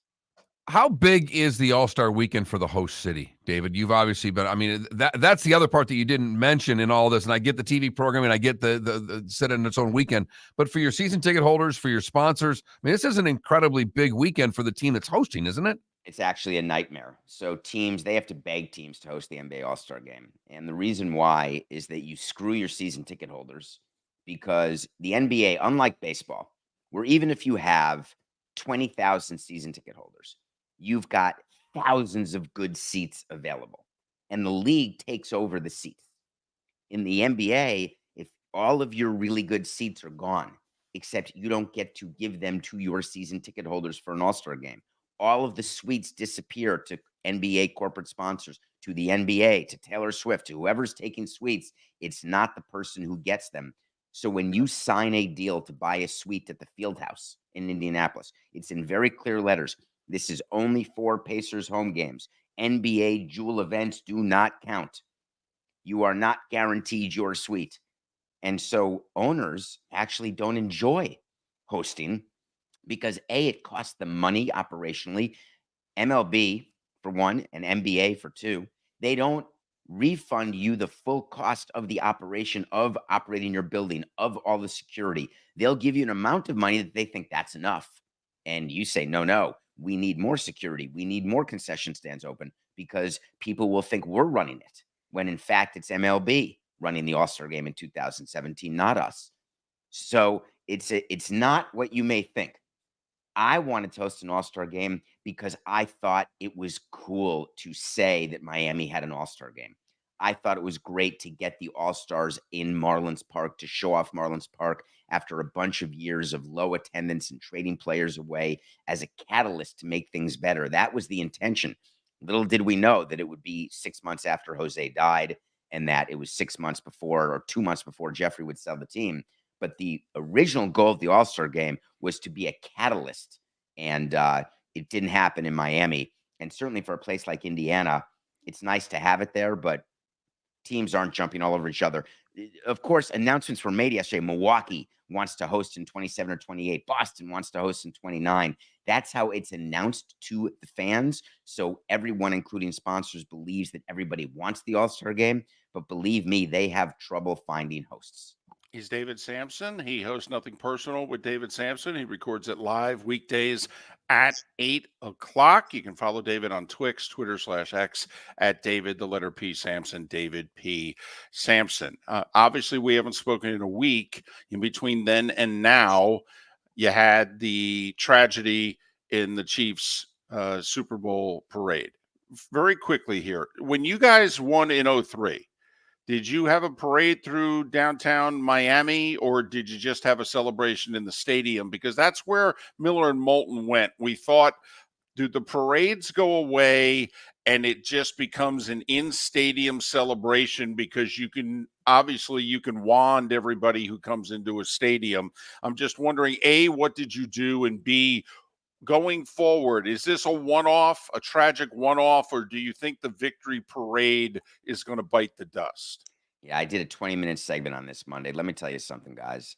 We did it in 2003. We had two parades. We had one in Miami, one in Fort Lauderdale. It was a boat parade in Fort Lauderdale. I skipped the Fort Lauderdale boat parade because I was in a negotiating session for a new stadium, trying to take advantage of the World Series victory, trying to get a deal that minute, striking while the iron's hot. Of course, it didn't work. So I only went to the Miami parade. What I can tell you is when we were planning the parade with authorities, not one mention and not one thought was about an active shooter. Did not come up. We were talking about security of the players only in that people would want to rush to them to get autographs and pictures, and how close would we let them? What would be the route? What would be traffic control? Not one thought of an active shooter. And that was only 21 years ago. Now, after this, they can give you whatever horse hockey they want, that it was two juveniles just having an argument that got out of hand. This had nothing to do with the parade. 22 people injured. A person died, not one of the people having the arguments. So what would I do if I won the title? Yes, I would still have a parade. It is so important for the community. I'm not going to let that great thing end, but I am changing the amount of money required from the public for security. And it really is going to become the city's decision if they will allow it, because we're going to need them to step up with snipers, with way more armed security. Well, but they had 600 cops. I mean, they had 600 police officers for this. Think about the number of cops they have for the New York Marathon, with people running where you can't hide guns, and the only people arguing are whether or not they have lactic acid in their thighs. And there's still cops everywhere across the New York Marathon. So I think that there is opportunity to have a larger security presence. I just don't want to acknowledge that we're going to let this be the end of parades, which are so meaningful and so good for a community and such a way to celebrate. I refuse to allow the gun people to win. Unfortunately, our time is almost up with David Samson. Nothing personal with David Samson. He'll record it in 47 minutes. He does so 5 days a week, and he joins us every Tuesday at the top of the 7 o'clock hour. It's very dapper looking today, by the way. It's a friend of mine's birthday today, so I'm wearing sort of a birthday shirt. Yeah. I have You a look like separate you're ready to rotation of celebrate. shirts. I'm ready to celebrate. I have a separate rotation of shirts that are not in the normal rotation that I can go to for appointment viewing, is what I call them. So my appointment viewing shirts, and this is one of them. That's why you've never seen it. It's totally out of the rotation. No, it's a far right part of the closet. Yes. Far left, but listen, let's not quibble over politics. Hello, friends and family of Southwest Florida. Are you looking to tap into the electric vehicle market? Well, look no further, because we here at Southwest Florida Golf Carts have just what you need. E-bikes, golf carts, LSVs, scooters, and more. Come down and talk with one of our experienced sales reps, have a soda and a smile, and you could be cruising the streets in your new EV today. Stop by the store or visit our website at flgolfcarts.com and enter for a chance to win $100 off your next purchase by answering John's monthly sports question. Mark Miller for Molly Maid. Why Molly Maid, you ask? Trust. Moulton was a customer for 15 years. Affordability. Didn't I just say Moulton was a customer for 15 years? Worry-free services. Our professional house cleaners are fully insured and a 24-hour warranty. Call Molly Maids today at 239-774-5839. That's 239-774-5839 or online at mollymaid.com/FTMYERS. That's mollymaid.com/FTMYERS. Visit Jason and Todd at the Diamond District. Hi, I'm Jason. And I'm Todd with the Diamond District. I believe in complete transparency. If you're shopping for diamonds in Naples, you're paying too much. If you're shopping in the Cape or Fort Myers, you also won't see the selection you deserve to have. If you're online, there's no human connection, and you won't know if your diamond is beautiful or not until it shows up in the mail. Just because it's GI certified doesn't mean it's brilliant. There's so much more to a diamond than its cut, color, and clarity that makes it beautiful. Visit us at the Diamond District for a non-commission and educational presentation and quit paying more in Naples or buying blind from the internet. The Diamond District has the rarest diamonds from half carat to 10 carats. You won't find a bigger selection or better value. And you won't find a better buying experience. Jason and I are in the store nearly every day, and we look forward to shaking your hand and welcoming you to our Diamond District family. At the Diamond District. You were listening to Miller and Moulton on the Florida Sports Network.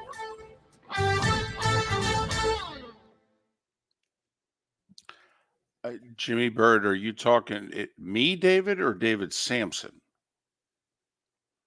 And trust me, Jimmy, we don't have agendas. We don't talk politics at all on this show. Ever on this show. And that was not politics. That was sports and victory parades.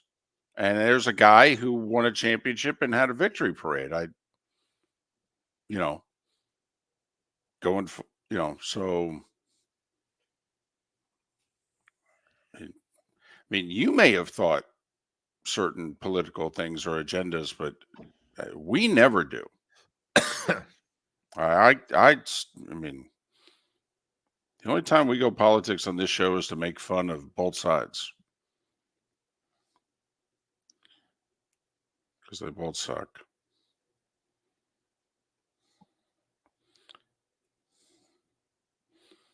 For different reasons, but they both do.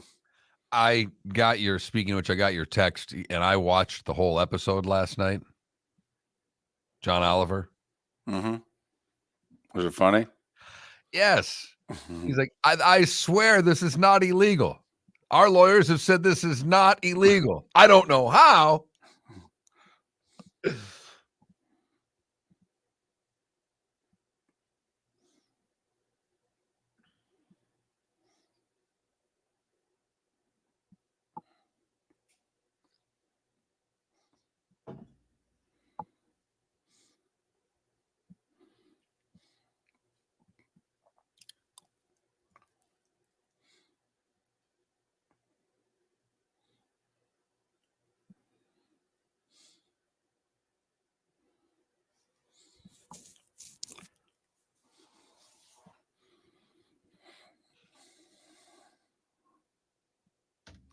That UConn Marquette game was a letdown. I wasn't surprised. I wasn't really either, to be honest with you. I was at home, obviously, and my brother was like, he loves college hoops even more than I do. He's like, this is going to be a blowout. He called it. He's like 20 plus. He actually moved I don't the know. I mean, spread is it to UConn 9-9. or the field right now? Probably, and I'd take the field, but yeah. Yeah, I they know. look that good. I would too, because you're getting that many teams. But yeah, man, you're oh right. man. Yes. I also think Houston looks really good. They're peaking after that Kansas loss. Do they score enough to win a natty? We'll find out. Who? UConn? Houston. No.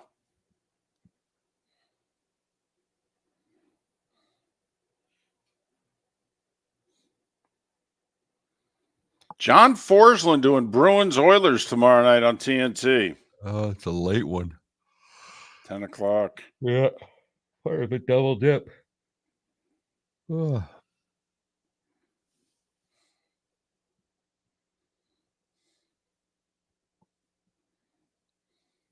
It's Forsland with the panger. Tell you what, I mean, now Tampa's got the top wild card, but Detroit's got games in hand. The Devils have 3 in hand. Yeah. No, Tampa's got work to do. Right now, it'd be Rangers Lightning. Boy, you'd love to see that, wouldn't you, David? No. Although, who knows? Maybe I'd find a way to go to a game, but no. That's why I'm hoping for Florida and Detroit. Oh, I know.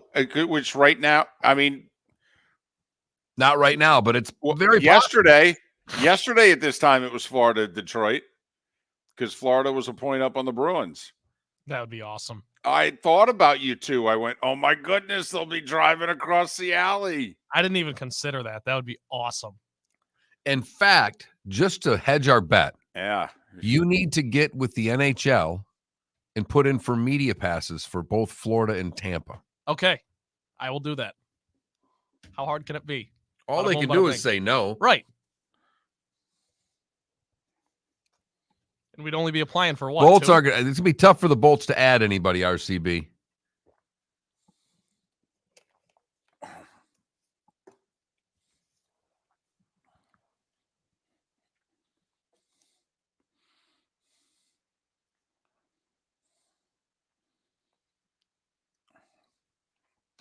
Okay, here we go.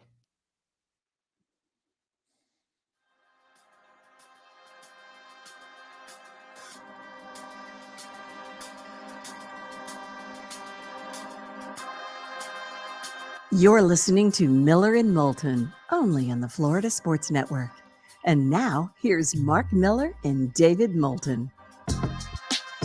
21 minutes past the hour. Thanks so much for being with us. Ron Sirak, talk a little golf in a little more than 15 minutes time. Brad Gillie from PRN. He did the post-game show on the NASCAR channel yesterday after the Daytona 500. We'll talk with him at the top of the hour. We'll talk a little USF men's basketball. How about them Bulls? And how about the Gators getting ranked, winners of 8 of 9? Good to see a couple of Florida men's basketball teams answering the call here down the stretch. So, all right, let's talk Tiger. I mean, wait a minute. My back hurts. Nope, I've got the flu. I don't know which it is. Can I talk about Tiger right now? Am I well enough to be able to talk about Tiger? You are. I think you are. I mean, do we officially write him off or not? Do we blame this on apparently everybody's blaming In and Out? Everybody thinks the Tiger's flu was actually food poisoning because apparently, did you hear who was it? Shoffley said the reason that Spieth signed the incorrect scorecard was that he basically had to run to the bathroom because he also had In and Out.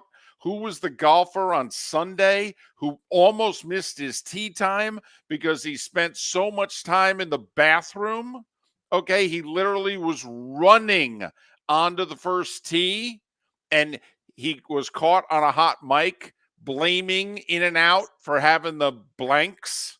Well, here's an idea. If that's the case, if you're a professional athlete, maybe don't eat In and Out the day of a competition, game, or whatever.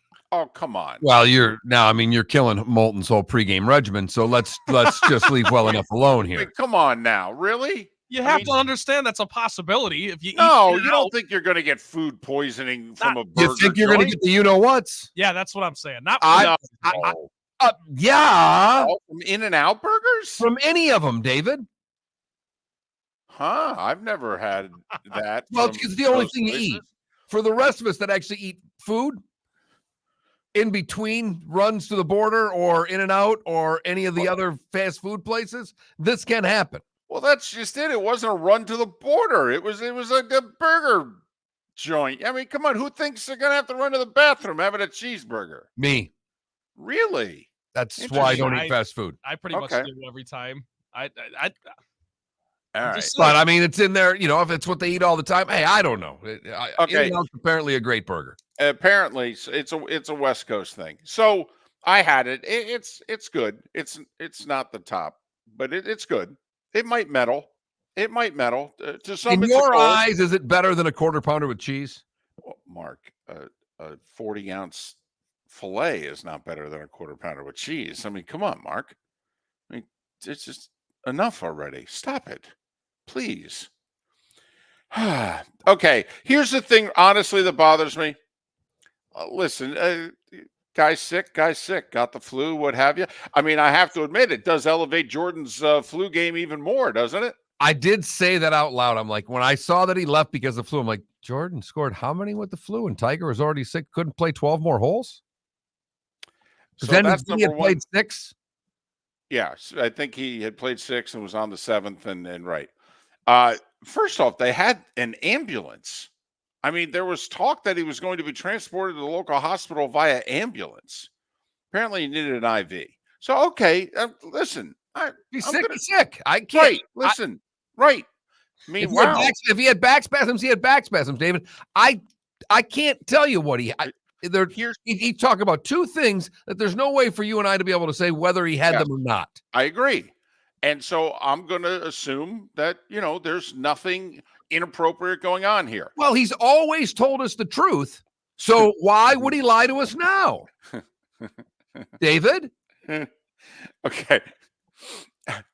Here's the part, once again, to the Tiger fans out there. I will say, you know what? Listen, it's all on the up and up on Friday. Here's the part that bothered me. He was the tournament host. Why did he leave town? He had the flu. So what? Okay, you go. First off, he you go back to the hotel room. You stay there all day Friday night and all day Saturday. You get your fluids, you get your medical. I mean, I'm being honest here. If it was Jack's tournament at the Memorial, would Jack have been there for Hideki when he won Sunday, walking off the green with the trophy? Would Arnie at Bay Hill, if the same thing happened to Arnie, would Arnie have been there on the 72nd green for the trophy presentation? Tiger left town, went back to Florida, was watching it on TV. Why? You're the tournament host. I think he very simply could say, I had the flu. I was contagious.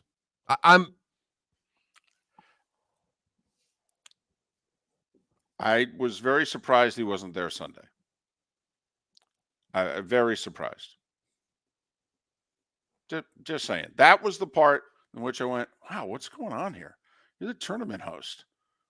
This is over. I mean, by the time Hideki shoots what he shot Sunday to win, I mean, that's over 48 hours. That's 55 hours after you're leaving the course. I don't know. That's the part that actually bothers me. It's like, hey, man, come on. It's to get, Hideki even said, was kind of looking forward as I'm winning. I'm thinking, hey, I'm going to get my picture taken with the trophy with Tiger. Kind of a cool thing. Nah, but you got to tweet. So, all right. But that, by the way, needs to be the bet from now on. Not Will he where make the cut? Tigers where Will he finish the tournament? Will he just finish the tournament? That needs to be the money line bet every week. Will Tiger finish the tournament? That's how Totally bad with you. it's gotten. Maybe this was just a case of bad luck. But man, we haven't seen him in 10 months. He can't get through the first round without back spasms. And then he makes it 6 holes into the second round because of the flu. Well, back spasms after he shanked a shot and blamed the shank on back spasms. I'm just really impressed that I was able to say shank the shot that many times without saying the wrong word and going to an In-N-Out burger situation. Right, because the in and out created a different word that starts Not with the S. shank. Right, not the shank. Close. Or the shots. It's the right. It's all right in vowel. Different vowel than shots. Right. Right. Yeah, we better have Trent take it from here before we lose this gig. Time for our Molly Maid play of the day. Trent, what do you have for us? Admittedly, I did not watch a lap of the Daytona 500. I really didn't. If it was on Sunday, I would have. Yesterday, I just had nothing to do, and I was kind of bored, and I didn't. But I've got it for you. Not sure if controversial is the right word, but we did have a little bit of a wild finish caused by a couple wrecks. Here's how the realization sounded on the broadcast. 1 lap to go, sponsored by Credit One Bank, and away they go. That is Cindric into Chastain and up into traffic. And the Daytona 500 race winner will be the 24. We'll need the 24 to start finish line. Goes to victory lane. William Byron from Charlotte, North Carolina. Rudy Fugle, his crew chief. Unbelievable. 40 years to the day, Hendrick Motorsports goes 1-2 at the Daytona 500. Will Byron wins it. Alex Bowman second. That's 2 Chevys up front for you if you're keeping track at home. Bubba Wallace, somewhat of a fan favorite. He finishes top 5. Will Byron, congratulations. What can I say? There's your Molly Maid play of the day. 774-5839. That's 239-774-5839. Call Molly Maid today and make sure when you call them to line up your house cleaning, you tell them that Miller and Moulton sent you. Boy, it really had to feel good for Rick Hendrick and Hendrick Motorsports. I mean, it had been a whole 9 years since they had won the Daytona 500. I mean, just don't know how they kept the team together, really. It's been so rough for Hendrick Motorsports. Ron Sirak will talk whether or not we should still be keeping score in golf. Mark Miller for Molly Maid. Why Molly Maid, you ask? Trust. Moulton was a customer for 15 years. Affordability. Didn't I just say Moulton was a customer for 15 years? Worry-free services. Our professional house cleaners are fully insured and a 24-hour warranty. Call Molly Maids today at 239-774-5839. That's 239-774-5839 or online at mollymaid.com/FTMYERS. That's mollymaid.com/FTMYERS. The law firm of Michael F. Hornung has successfully represented the citizens of Southwest Florida for over 30 years. As a former prosecutor, the information I know is information you need to know. If you've been arrested for a DUI, a criminal matter, or involved in an auto accident, call the law firm of Michael F. Hornung. I'm a local attorney with local knowledge to assist you through the process. For a free consultation, call 239-437-0095. That's 239-437-0095. Offices in Fort Worth. Visit Jason and Todd at the Diamond District. When choosing something of high value and personal significance, such as a diamond, you want to shop with the best. And the mall is not the place to be. Here are my friends, Jason and Todd with the Diamond District. Take a stroll in the mall, pop into a few jewelry stores, and you'll soon discover you're in the wrong place. Rings begin to look all alike. You're not finding GIA certified diamonds.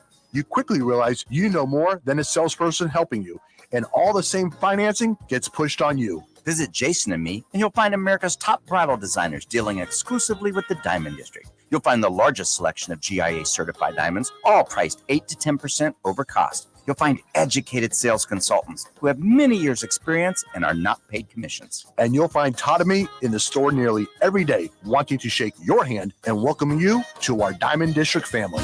Visit Jason and Todd at the Diamond District. You're listening to Miller and Moulton on the Florida Sports Network.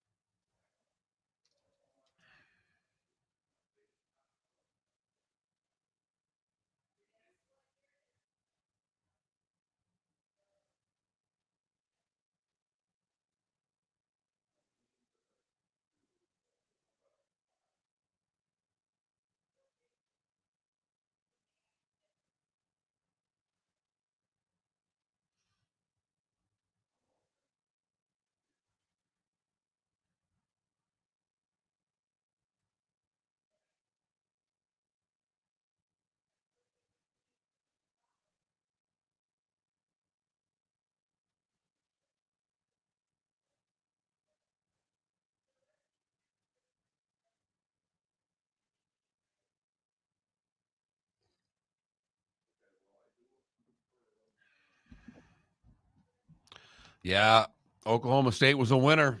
I didn't bet that one. I didn't play a bet all weekend. I didn't either, actually, because my Hard Rock app doesn't work in Florida or in Michigan. Right. So I didn't want to open another account somewhere else. Is there a go-to food stop when you're home in GR? Yesterdog. Did you get one? It's like yeah. No, I know Yesterdog. I've been Yeah. to. Hell, anybody that's seen American Pie better be familiar with Yesterdog. That's just a spoof. Whatever they call it's just a spoof on Yesterdog. Right. Yeah, delicious. Went to the Grand Rapids Griffins game on, what was that, Thursday night? Friday night. Friday night, my buddy was there, the guy that comes down for my member guest tournament. Oh, really? Yeah. It was a good game. Went to OT. They lost. But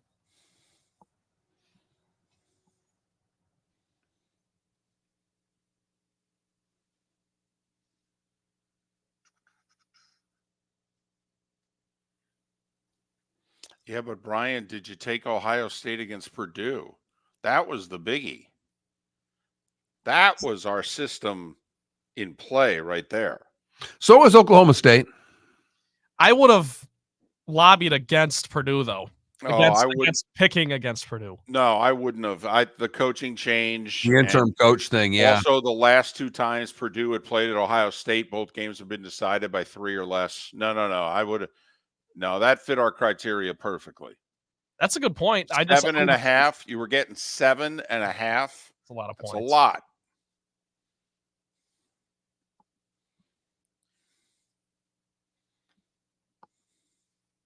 That's true. And I'm the resident low on Purdue guy. I thought the coaching change would hurt him more than it would help him. Clearly, I was wrong.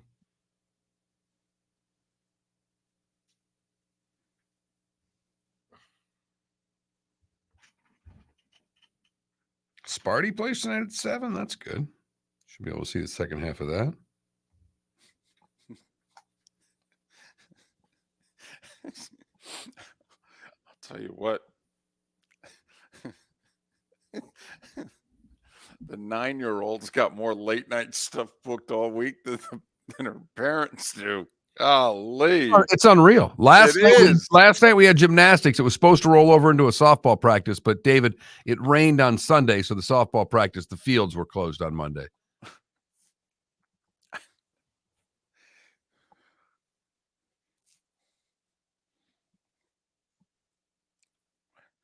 you call Ron? Yep, he's on, and here we go. Awesome.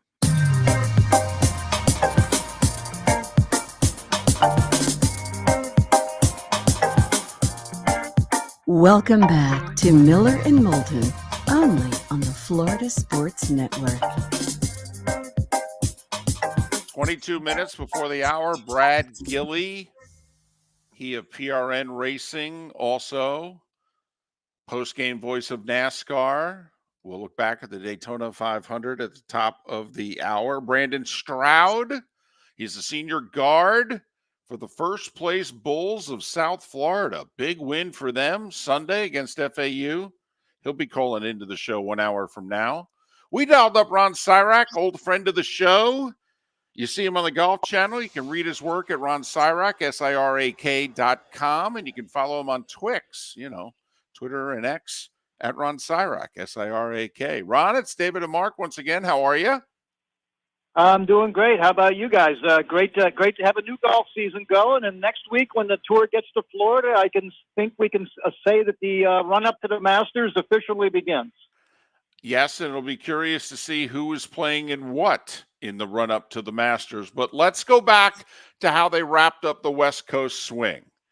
And let's just start with Spieth getting DQ'd. And listen, he screwed up. I mean, he wrote down 3 and he had a 4. He screwed up. There's no ambiguity here, except for Ron. Apparently, he may have realized his mistake. He was trying to get back into the scorer's tent, but once you leave the designated area where you sign your scorecard, I mean, there's 2 things to talk about here. 1, should they still be keeping score? And 2, a designated signing area? I mean, I don't know. That sounds well. Look, weird. you gotta define the rule in some way. You got to define the rule in a very specific way. And the specific way that they have on the PGA Tour and the LPGA is when you leave the scoring area, the area where you go into a tent, you go over your scorecard, you sign the scorecard there, and the media is not allowed in that area. Nobody else is allowed in that area. You're distraction free. When you leave that area, you have considered that you close the books on that scorecard. So you got to define, when is it too late to go back and change your score? And the tour has decided, all the tours have decided, that's when it's too late, when you leave the scoring area. All right, Ron, I guess the more simple question is, should we still require players to have to sign a correct scorecard when there are tour officials out there whose job it is to keep their score? Yeah, absolutely. Because, look, there are walking scores on the golf course who post scores on every hole. Those are the scores you see on the leaderboards on the golf course. Those are the scores that you see online. And believe me, those people make mistakes. I've been burned sending tweets based on something I see a leaderboard on the scorecard. I say, oh, somebody yada yada just birdied 3 holes in a row. And then 10 minutes later, they change it. They make mistakes. Everybody has to be backstopped. And who is the most reliable person to backstop a score of a player? The player. So no matter who inputs, remember, computers are only as accurate as the human beings inputting the data into the computers. Those people can make mistakes. Who backstops them? The only appropriate error-free person who can backstop that person is the player themselves. They have to go over the scorecard. They have to verify the scores for themselves and then sign off on it. Listen, I've thought for decades now that because Ron, and fortunately, you've covered golf for a while. You know why the rule was put in place that the player is the ultimate arbiter here is because, not that long ago, they didn't have the number of volunteers. They didn't have necessarily people at every hole. They were very much reliant on the players. That's not the case now. I mean, we've got computers that they're showing you everybody's shot. Virtually every shot on the course can be shown on video. You don't believe we've reached the point where the player is still the final arbiter? No, I think that the player is the only person who knows for sure what he did on that hole. And look, I've seen situations where players say, I'm keeping your scorecard. And at the end of the round, I have to attest to your score, and then you have to sign off on the score. We both need to sign the scorecard. I've seen players who have refused to sign the scorecard because they didn't think the player whose score they were keeping made the score that they say they made on that golf hole, because they thought they might have committed a rules violation. And I've seen players refuse to sign scorecards for that way. So the only way, and look, it's not that hard. You go in and you look at the numbers for each golf hole, and then you say, yeah, that's the right number, and you sign off on it. Again, I'll go back to what I said. Mistakes can be made, and the only person who can verify for certain what they made on each golf hole is the player themselves. I also think that we keep trying in all sports to take more human accountability out of the factors that involved, and I think that's a bad trend in every sort of way. I think that taking the human element out of any game is a dangerous road to go down. And for what it's worth, Ron, I'm on your side. David and I have had these arguments, for about 10 years on this show, so I don't know if they go away anytime soon between the two of us. If I could go one step further, though, do you think he should have been DQ'd when we realized within minutes, oh, wow, he signed for 1 stroke less than what he should have? I mean, do you think that maybe we should either A, just add the stroke, or B, assess an additional 2-stroke penalty? Do you think it's worthy of a DQ? Well, they've changed the rule. I was at the Dinah Shore tournament when Lexi Thompson had a 4-stroke penalty because she misplaced her ball back on the green, so she got a 2-stroke penalty for that, and then she got another 2-stroke penalty for not recording the proper score on that golf hole. In that case, they changed the rule because they decided it's not fair to expect to penalize somebody for not writing down a score that they didn't know they make. So in the terms of the DQ for the situation that Spieth was in, I'm fine with that because, the rules have to be specific. And the rule says that if you sign for a higher score, you have to live with a higher score. If you sign with a lower score, that's considered giving yourself an unfair advantage on the field, and you were disqualified. Again, it's a very specific rule, and it happens a couple of times a year, and every time it does, everybody goes crazy. But I mean, most famously was Roberto Di Vincenzo in the Masters, who famously said after he signed an incorrect scorecard that cost him a green jacket. What a stupid I am! And much like Jordan Spieth, you see, the one person who did not have any problem with being DQ'd was Jordan Spieth. All right, Tiger withdraws after back spasms on day 1 and the flu on day 2. The back spasms obviously more of a concern. Ron, can we expect Tiger to play a full tournament anymore? Yeah, first off, we have to take Tiger on his word that the DQ was the flu and not back issues, and he was adamant about that. And there were reports of other players who had flu-like symptoms there, so that does seem to make sense. It probably was the flu and not something related to his physical injuries. But we saw even last year when he did make the cut. And this is going to be the problem with, he's saying he wants to play one tournament a month. The problem's going to be stamina. He's 48 years old. He's had a zillion surgeries.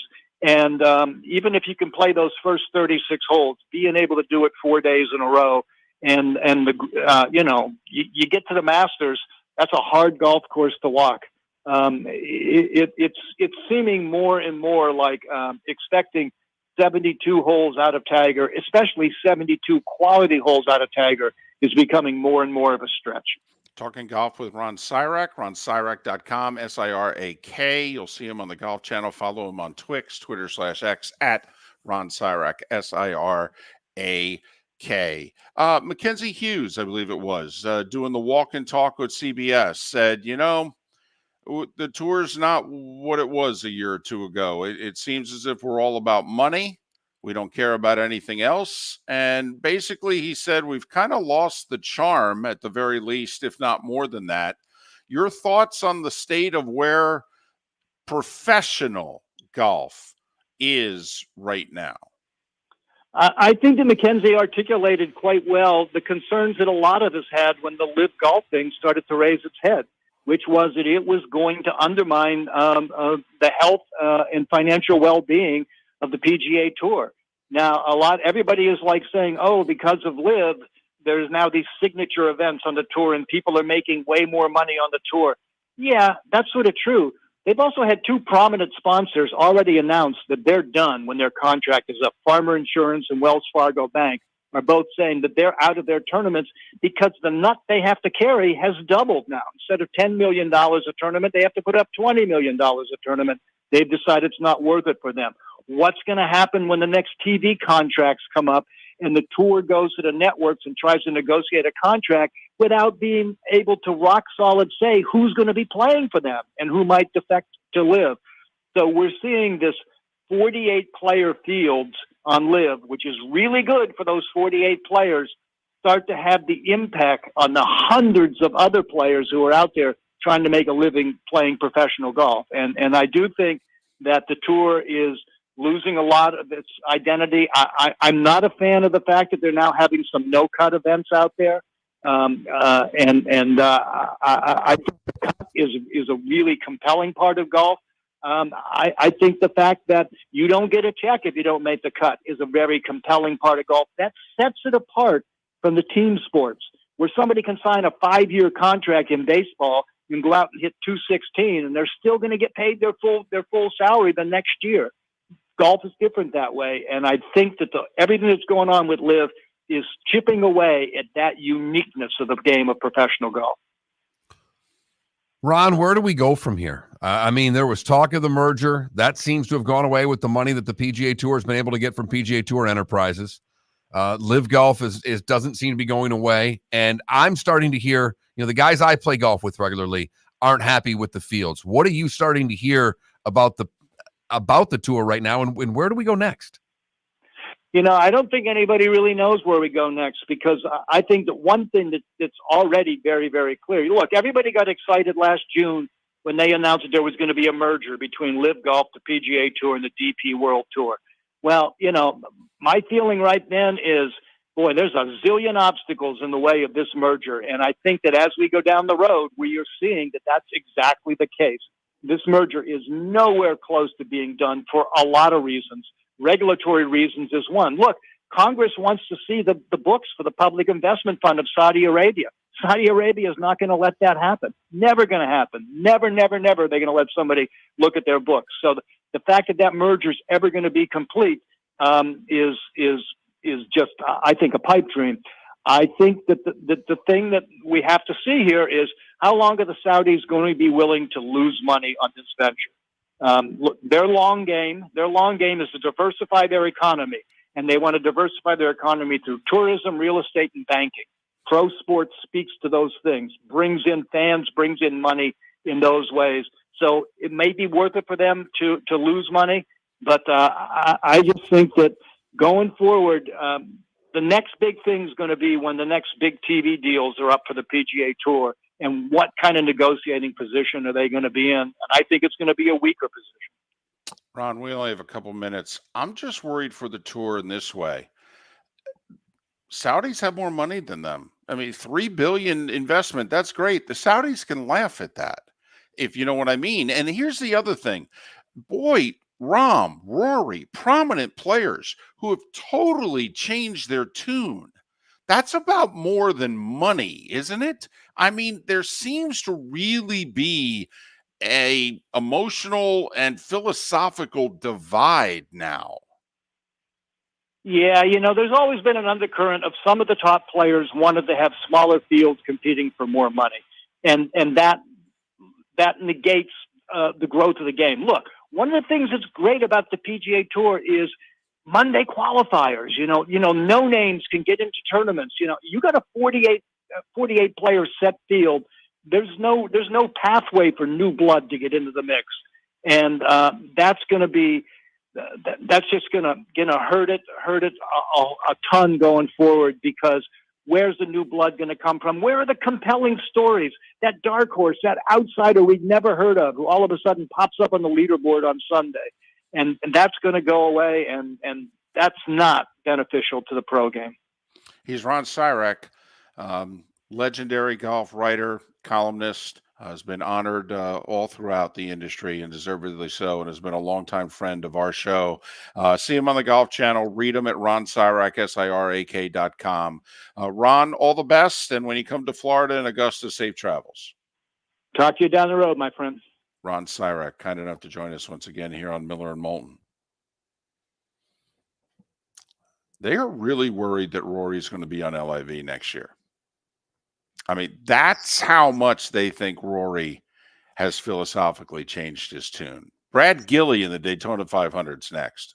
The law firm of Michael F. Hornung specializes in criminal defense, DUI, personal injury, nursing home claims, and auto accidents. I'm a former prosecutor with over 34 years of experience. The information I know is information you need to know. If you've been arrested for a DUI, time is of the essence to maintain your driving privileges. Call the law firm of Michael F. Hornung for a free consultation. At the law firm of Michael F. Hornung, we are committed to excellence in your representation.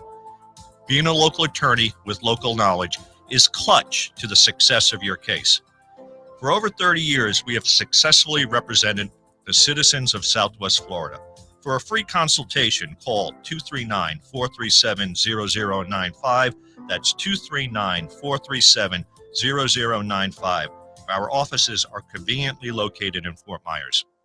Visit online at mfh-law.com. Visit Jason and Todd at the Diamond District. If you're in love and thinking about a diamond, you'll want to hear from my friends Jason and Todd at the Diamond District. When purchasing a diamond, you deserve a relaxed, stress-free, and educational experience. You want to have a good time and feel comfortable. You want selection, quality, and value. At the Diamond District, you'll get it all. With our team of non-commissioned diamond advisors, no one's in a rush. We care only about you and making sure your needs and wishes are fulfilled. You'll be wowed by our selection of GIA certified diamonds, stunning diamond bracelets, earrings, pre-owned Rolex watches, exotic ruby, sapphire, emerald, and tanzanite jewelry. There's something for everyone at the Diamond District, and all at the lowest prices anywhere. Jason and I love what we do and are in the store nearly every day. We look forward to shaking your hand and welcoming you to our Diamond District family. Visit Jason and Todd at the Diamond District. Hello, friends and family of Southwest Florida. Are you looking to tap into the electric vehicle market? Well, look no further, because we here at Southwest Florida Golf Carts have just what you need. E-bikes, golf carts, LSVs, scooters, and more. Come down and talk with one of our experienced sales reps, have a soda and a smile, and you could be cruising the streets in your new EV today. Stop by the store or visit our website at flgolfcarts.com and enter for a chance to win $100 off your next purchase by answering John's monthly sports question. Located on the East Trail, locally owned Naples Tiki Bar and Grill is an outdoor eatery next to the Hitching Post Shopping Center. Island-inspired food with a true tiki theme. The best place in Naples to enjoy the beautiful weather in Southwest Florida. The Naples Tiki Bar and Grill offers a great menu for dine-in or takeout. Enjoy our famous pulled pork, huge burgers, and tiki bar cocktails. Don't miss happy hour every day from 3 to 6 and live music 7 days a week. See you soon at the Naples Tiki Bar and Grill, 11498 Tamiami Trail East. You are listening to Miller and Moulton on the Florida Sports Network.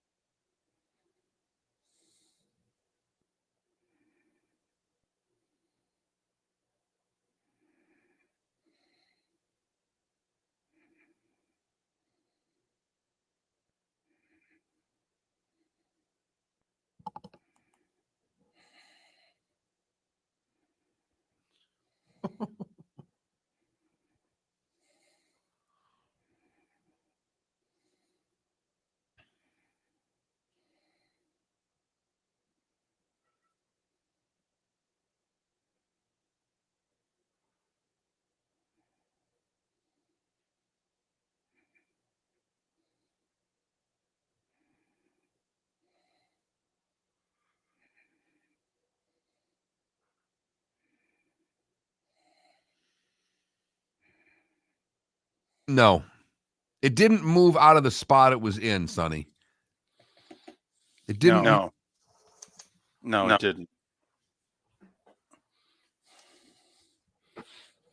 How good was he on that 9? Woo-wee. Patrick Cantlay's got a winning problem. I was rooting for Luke List after shooting the 30, but I was rooting for anybody but Patrick Cantlay. Although he did show up in the Ryder Cup, and not many others did. Him and Homa were about the only two. But he's slow, no personality. Tough to root for Patrick Cantlay.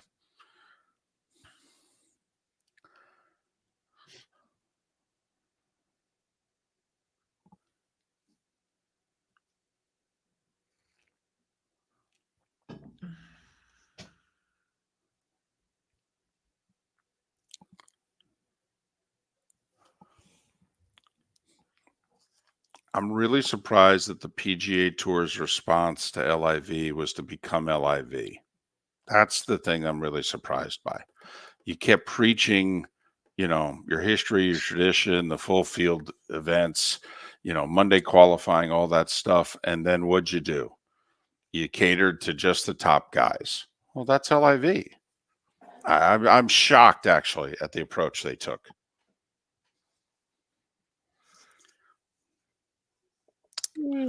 Brad. Brad's on? Yep.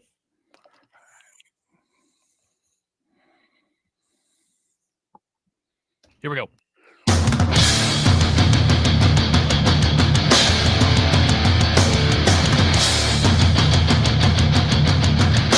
You are listening to Miller and Moulton, exclusively on the Florida Sports Network. And now here's Mark Miller and David Moulton.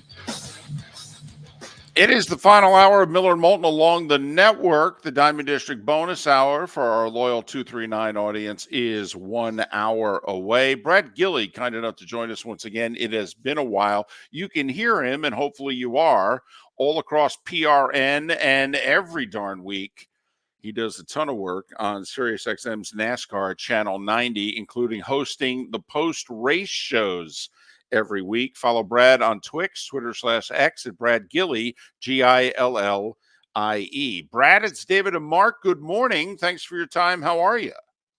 I'm doing wonderful. Thanks for giving me the time. Really appreciate talking to you guys. Well, we love when you make time for us. Okay, before we get your thoughts, what was the audience's thought to Ross's move there at the end? Were they okay with it? Did they feel it was necessary? Let's talk the very end and what the NASCAR fan nationwide said to you after the race last night. Well, look, if you're a Chastain fan, you're a fan of him going for it. If you're a blame Chastain fan, then you look at that and say, oh, what was he doing? But if you really break down what happened, what was essentially the final lap of the race last night, you had like two different things going on at once. You had the inside lane going with Austin Cindric leading, Corey LaJoie right behind him, and Corey LaJoie gave Austin Cindric just a wicked push, which actually got him loose and sent him toward the infield, and he corrected it. But right at the same time, Alex Bowman did the same to Ross Chastain, gave him a huge push, which kind of vaulted Ross Chastain to be able to drive right up to the back bumper of William Byron. And while Austin Cindric was collecting his car down on the apron, there was an opening for Ross Chastain, and he went low below Byron to take it right about the same time that Austin Cindric was correcting his car, and it was shooting back up onto the racetrack. And well, then you had that big wreck triggered, which turned out to be the final one and put us under caution on the white flag lap, effectively ending the race. So I think if you analyze it and you look at it and say, well, that was just a Daytona wreck, a lot of things happened behind Chastain and next to Chastain for him to actually have been involved in that. And Byron gets the win. He's involved in the wreck earlier in the final 10 laps there, maybe getting that started. But for Byron, obviously, it could have turned out a lot of different ways. You need a little luck to win Daytona. Yeah, you do. And honestly, his luck came when the caution flew because, you can go back and look at several replays, and a lot of people were thinking, oh, no, Alex Bowman was in front of William Byron when the caution came out because that's when the race actually ends, not at the start-finish line. In that situation, it actually ends at the time of caution. But, NASCAR goes back. They have video time stamped and all of that. And, yeah, so in a lot of ways, he was lucky by when the yellow light came out because his teammate Alex Bowman was coming on pretty strong. But, it takes luck and it takes skill. And the crazy thing is that William Byron has won at Daytona before. He won the summer race there before, back when Chad Knaus was still his crew chief. But he had a DNF in every single Daytona 500 since he came full-time in the Cup Series in 2018. The one he finally finishes, he wins. Not a bad deal. Do you think, Brad, they will ever revisit this final lap in this instance? Everything you said is accurate. When the yellow caution light came on, but the wreck actually is taking place before they cross the start-finish line.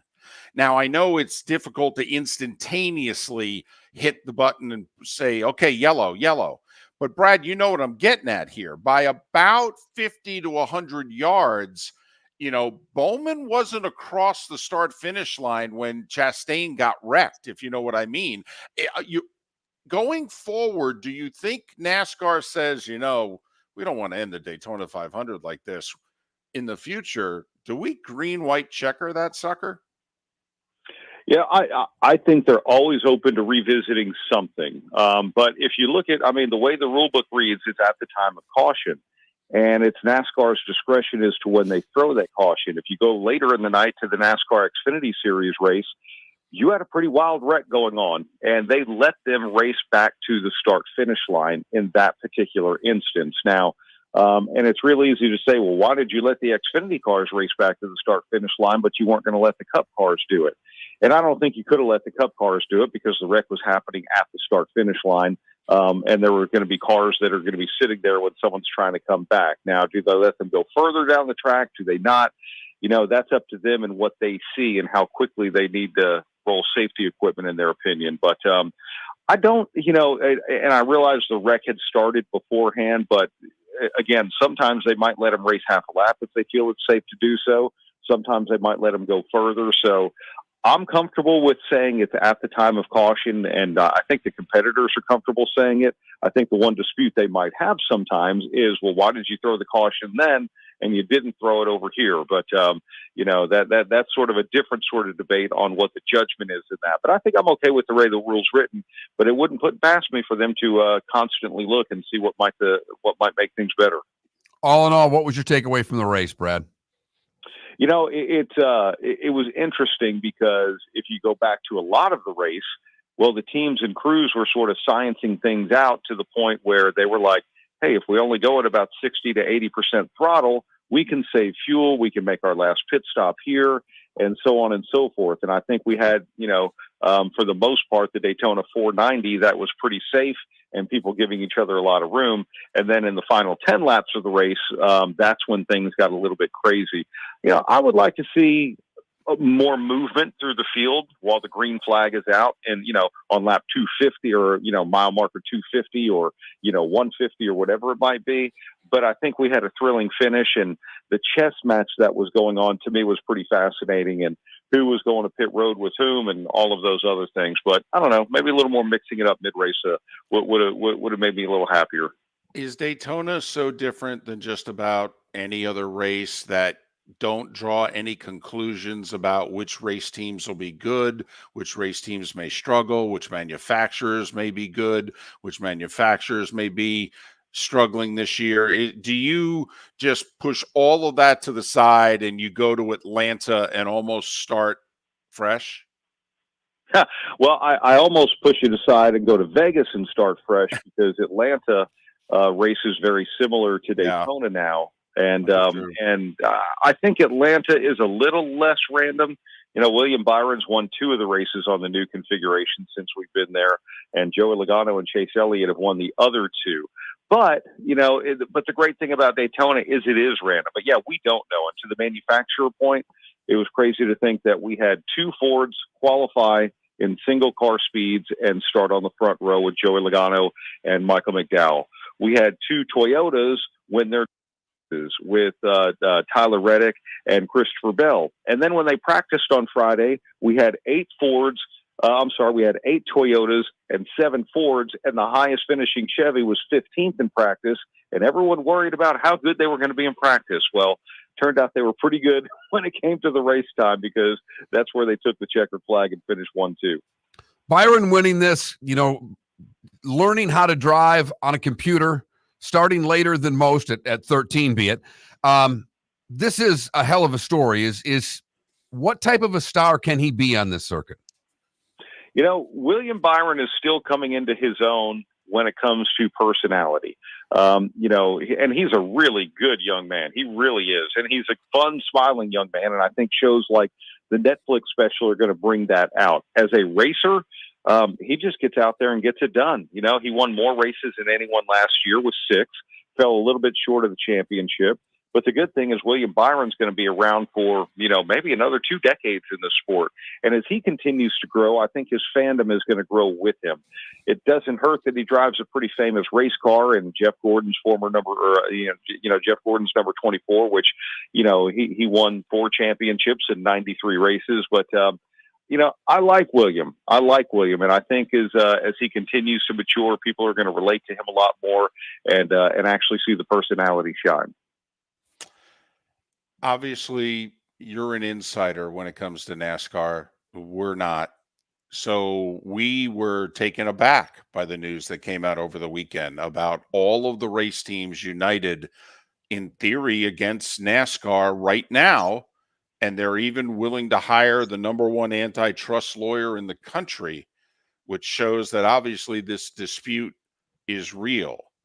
Are you surprised by what came out over the weekend?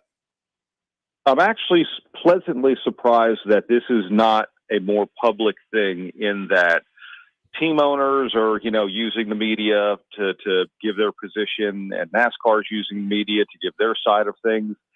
Honestly, this is not really any different than, say, a collective bargaining agreement with a players' union and a league. And we've seen it in all stick and ball sports, from football to baseball to basketball to hockey and so on and so forth. And where the team owners are sitting right now, they're saying, look, there is a big chunk of money that comes from the television contract, and where does it get divided and where do we fit into that? And that's where they're having a little bit of a disagreement right now. They're also saying the charters that we own, which, would be, say, the equivalent to franchises in other sports, right now aren't permanent. They have an expiration date. And if we want to actually have value in our team and in the ownership of those charters, which at the beginning were selling for, $1 million, and the last one sold for $40 million, they're going up in value exponentially. We actually want to have more concrete ownership in that. And, there's been some sword rattling that's gone on with that. And there's been some negotiating strategies that have gone on with that. Where I feel better about all of this is that what the team owners and what NASCAR are saying is, look, we'll get a deal done. We just want to make sure that we're on the right side of it. And in any negotiations, in a perfect world, both sides walk away feeling they got the most of what they were going to get. And, we'll see how we get to that. But, I don't know what they would look at when it comes to antitrust and different things like that. The sport's been run this way for 75 years. And, and NASCAR has given the ownership a whole lot more. And the ownership feels like they deserve more. So I'm sure the two sides will come to a conclusion. Ideally, it happens sooner rather than later. Yes, it has been quite the benevolent dictatorship, and I would hopefully that everybody can keep on keeping on. Brad, thanks for making time for us. Safe travels, whether it be Atlanta, Vegas, and what have you, and hopefully we can catch up down the road. Well, thank you very much, and look forward to being back in your beautiful state before too long with more great NASCAR racing. Thanks, Mark and David. Brad Gillie. Post-race, every NASCAR race, he's hosting the show on SiriusXM's NASCAR Channel 90. And then when PRN, Performance Racing Network, has the race, well, he's an instrumental part of the broadcast. Brad Gillie, Gillie. They get the post-race crowd is much like a post-college football crowd following a loss, David.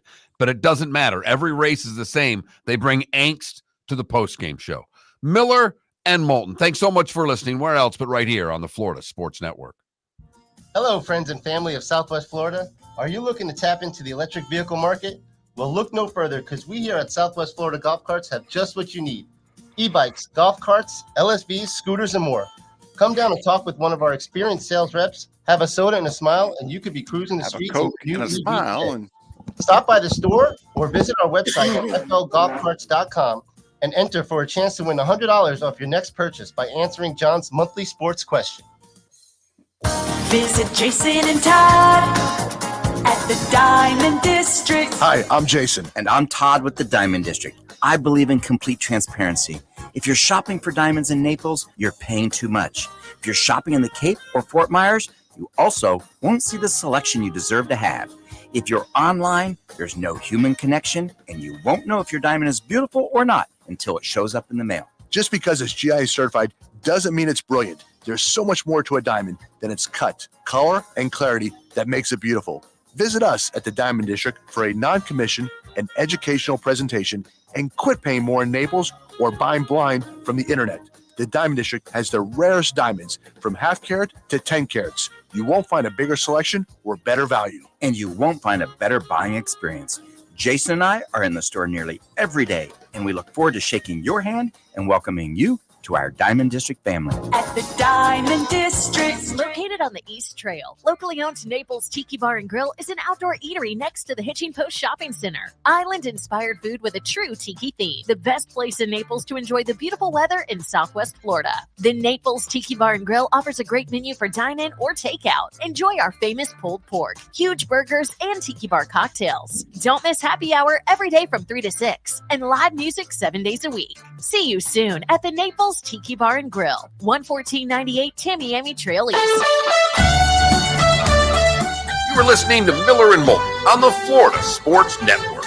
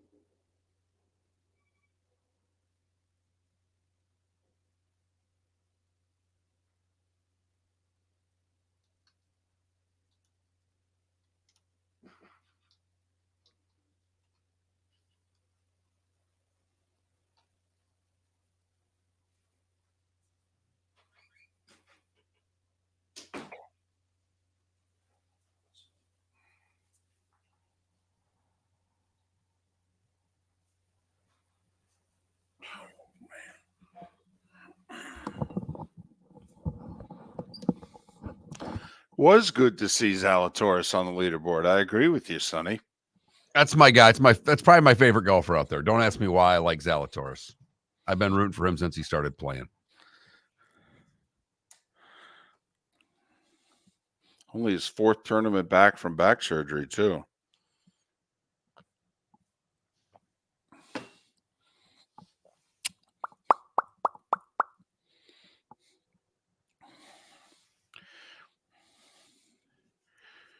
Do you have something here? A little bit. I Okay. mean, we screwed up.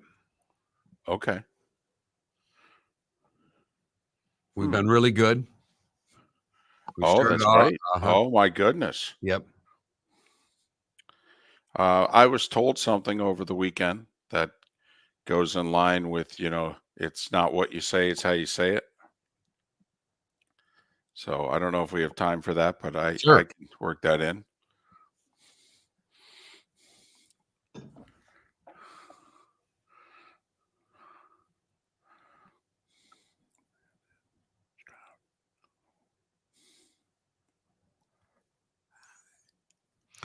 Yeah.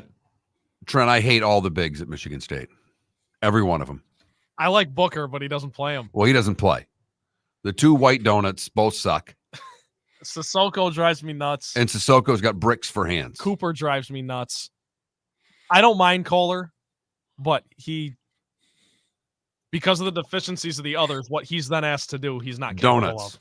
They're all donuts. Well, just 10 days away from Izzo. He's got the shirt on today and everything. Oh, really? Yeah. John Ross, January, February, Izzo, April. Definitely put April on there because he doesn't win in April. No, not a lot of them. Not a lot of wins in April.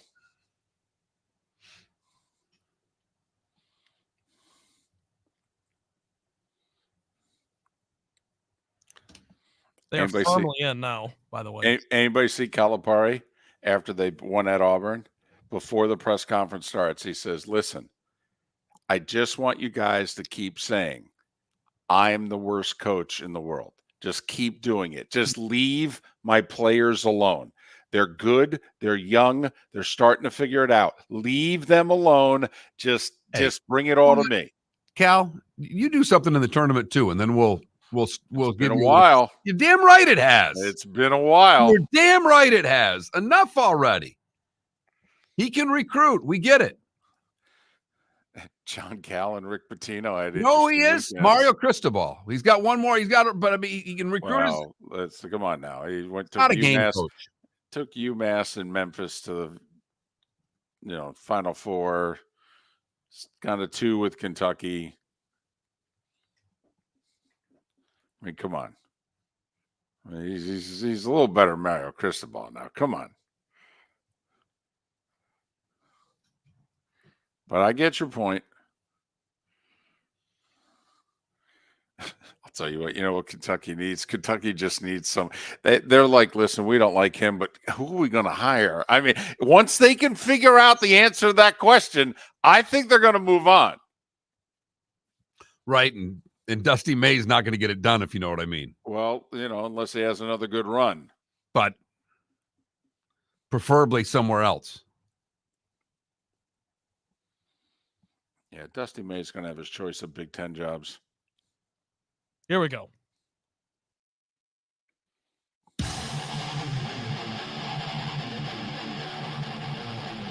You're listening to Miller and Moulton, exclusively on the Florida Sports Network. 21 minutes past the hour. Thanks so much for being with us, Miller and Moulton. Florida Sports Network, at least until 9 Eastern. Then, we're just, we're a local show in the 239, and that's when the Diamond District bonus hour comes in. Brandon Stroud is going to call into the show in a little more than 15 minutes. He's a senior guard with the Bulls of South Florida. That's your first place in the American, thank you very much, Bulls of South Florida. He was with Amir Abdul-Rahim at Kennesaw State. They won the A-Sun title, went to the tournament there, which they had never done. He followed his coach to USF, and now they're doing things that they haven't done, damn near in 30 years.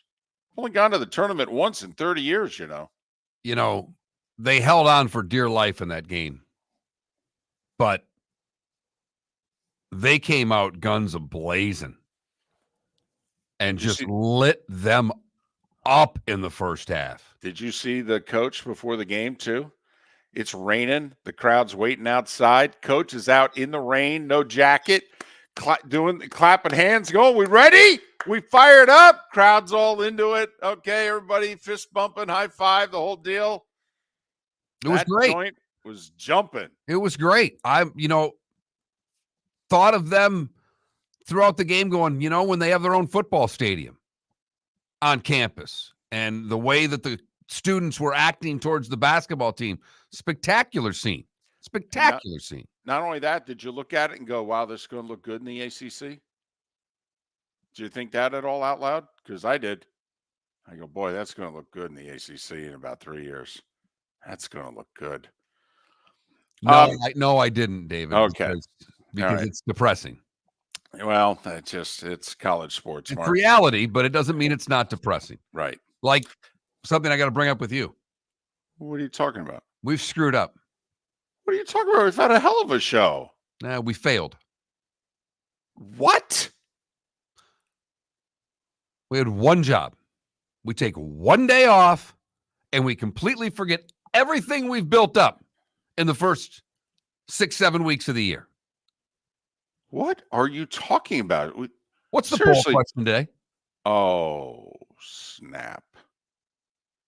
I blame me. I blame you. But most importantly, I blame Trent. There we go. I'll shoulder this one. This is on me. There we go. Now we're talking, Mark. There you go. Let's pull a Rick Pitino. Let's Miller and Moulton combine right here and pull a Rick Pitino. You know what, Trent? You've got bad lateral movement. Okay? Sorry. Nothing you can do about it either. You're a nice guy. You play hard. You got bad lateral movement, Trent. Anybody catch what Pitino said? St. John's blew they led by 19 late first half, by 12 at the half against Seton Hall. They lost. They have virtually no shot at the tournament now. Pitino comes out, trashes everything about his team. Our facilities suck. He used an expletive I can't use. Our assistants recruited the wrong guys. Okay, we're slow. We can't guard without fouling. This has been the most unenjoyable year I've ever had in coaching. The most unenjoyable experience of my lifetime. Of is my the exact quote. life. The most unenjoyable experience of my lifetime. Wow. He even said worse than when he said Larry Bird's not walking through that door. Kevin McHale and Robert Parrish are not walking through that door. You guys got to get over it. Worse than that, apparently. Damn. Wow. So we're not going to come down that hard on Trent, are we? No. I mean, no, because we also have to shoulder the blame. Our name is on the show. Well, Rick Pitino's the head coach of St. John's. He didn't shoulder any of the blame. None. And then the next day, and when he gets tarred and feathered in the New York papers, all right, and they all show back up at St. John's the next day, and he goes, well, first off, I didn't trash anybody, and secondly, I don't take back a word that I said. Look, Joel's slow laterally. He's not fast on the court. Chris Lundlam is slow laterally. Sean Conway, slow laterally. Brady, physically weak. And Drissa, slow laterally. I don't know. Sounds like you ripped your team apart in one sentence. I was going to say this. When's the last time we heard coaches mention players by name publicly? This isn't like a post-game meeting with his staff in which the kids went to eat and they're sitting around talking about what's our problem. Well, I'll tell you what our problem is. Smith sucks. Jones is worse. Okay. I got no use for McAdams. I didn't want Rooney on the team. I mean, my goodness. He followed it up with, we recruited the antithesis of the way I coach, with speed, quickness, fundamental strength, and toughness. It's a good group. They try hard, but they're just not very tough. Right. I mean, if there anything else, Coach? I mean, about the only thing we can say about Trent is he's slow laterally because he is tough. All right? He does try hard. He's a good guy. I mean, all we got, Trent, you're slow laterally, okay? I haven't irritated you guys enough lately. I need to get back on the annoying train because that's when the poll questions come out. Wow, all three of us forgot about a poll question. All three of us. Damn. And yes, I mean, the pre-show text came out with an addendum. I mean, there were follow-ups. There was a conversation. I mean, I have to admit, I did my part. What the hell did you guys do? You know what? It's a dadgum good point, David. I'll shoulder the responsibility for this. No, it's Trent, man. He's slow laterally, damn it. It's me. You know what we're doing after the show? Agility drills. Hey, you know, for years, you've always said to me, David, it's not what you say, it's how you say it. This is a trait of Miller and Moulton that goes back to the beginning of time. I was going to say to at least the third grade and Mrs. Farwell. So no, it goes before that for me. Okay, good. Well done, sir. So apparently, well, not apparently, it happened. My wife was talking to me, and I was paying attention. Which for eye contact and everything. I was paying attention.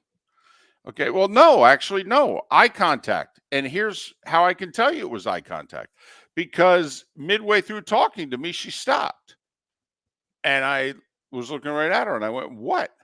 And she said, you need to learn, quote, to be gentle in your face, unquote. Excuse me? To be gentle in your face. To be gentle in your face. Apparently, my looks, besides being ugly, my looks are not good. They put people off. They're intimidating. They're threatening. I can relate to that facial expression. And so I did think of you, and I wondered immediately, you know, if I were to talk to Mark's wife right now and ask her, is he gentle in his face? No. Probably a negative there. So, you know, we've had certain sayings, you know, on the show over the years. Okay. A year ago, we came up with the show can be a dark pit of despair. All right. Tough as woodpecker lips. I do like nominate that one. I do like that one. Tough as woodpecker lips. Now, I'm typing into my phone right now. Be gentle in your face. That seems that would be a good attribute. I don't know if it's an attribute you and I can learn at this point in our lives. I think the gentle face passed us way back in the 80s, at least. Miller and Moulton, proud sponsors of Dove Skincare. Dove, it makes them gentle in their face. I mean, what are we going to do with this? So, Trent, work on your damn agility. And Miller and Moulton are going to work on being gentle in our face. We're going to talk South Florida basketball next. Visit Jason and Todd at the Diamond District. When choosing something of high value and personal significance, such as a diamond, you want to shop with the best. And the mall is not the place to be. Here are my friends, Jason and Todd with the Diamond District. Take a stroll in the mall, pop into a few jewelry stores, and you'll soon discover you're in the wrong place. Rings begin to look all alike. You're not finding GIA certified diamonds. You quickly realize you know more than a salesperson helping you, and all the same financing gets pushed on you. Visit Jason and me, and you'll find America's top bridal designers dealing exclusively with the Diamond District. You'll find the largest selection of GIA certified diamonds, all priced 8 to 10% over cost. You'll find educated sales consultants who have many years' experience and are not paid commissions. And you'll find Todd and me in the store nearly every day, wanting to shake your hand and welcome you to our Diamond District family. Visit Jason and Todd at the Diamond District. The law firm of Michael F. Hornung specializes in criminal defense, DUI, personal injury, nursing home claims, and auto accidents. I'm a former prosecutor with over 34 years of experience. The information I know is information you need to know. If you've been arrested for a DUI, time is of the essence to maintain your driving privileges. Call the law firm of Michael F. Hornung for a free consultation. The law firm of Michael F. Hornung, we are committed to excellence in your representation. Being a local attorney with local knowledge is clutch to the success of your case. For over 30 years, we have successfully represented the citizens of Southwest Florida. For a free consultation, call 239-437-0095. That's 239-437-0095. Our offices are conveniently located in Fort Myers. Visit online at mfh-law.com. You are listening to Miller and Moulton on the Florida Sports Network.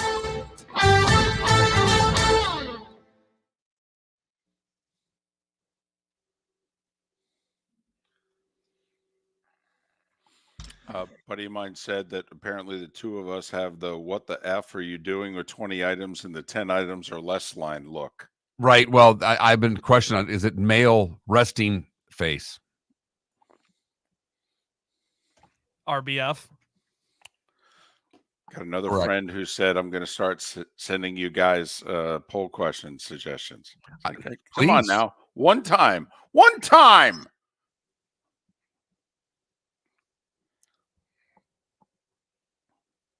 You know, we could still put one out there. Nah. Be a Diamond District special. Bonus hour.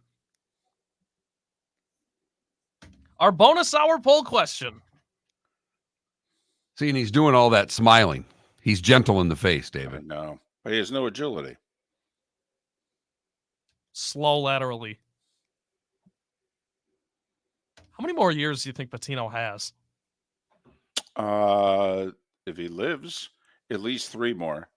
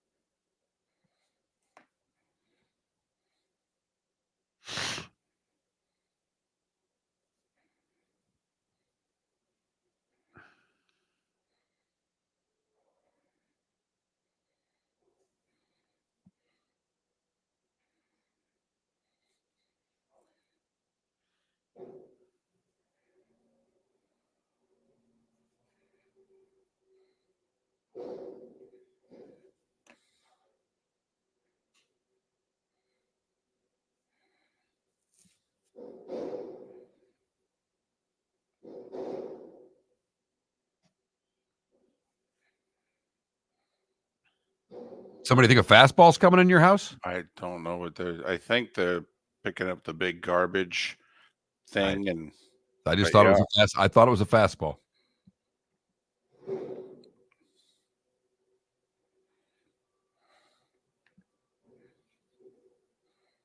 I think it's 50-50 at best.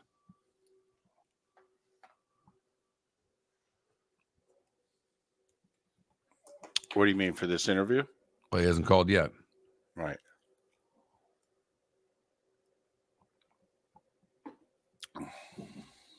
No, I'd go 70-30.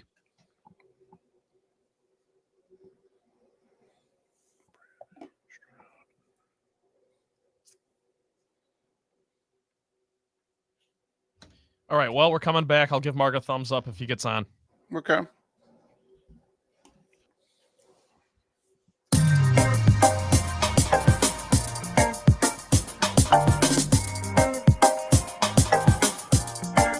Welcome back to Miller and Moulton, only on the Florida Sports Network.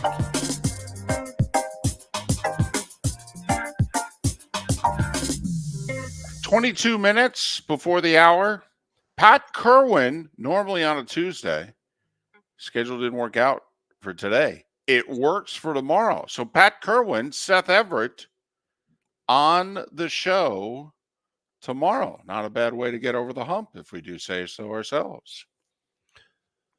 David, we are we've been inundated with a lot of text after that last segment Okay. on your face.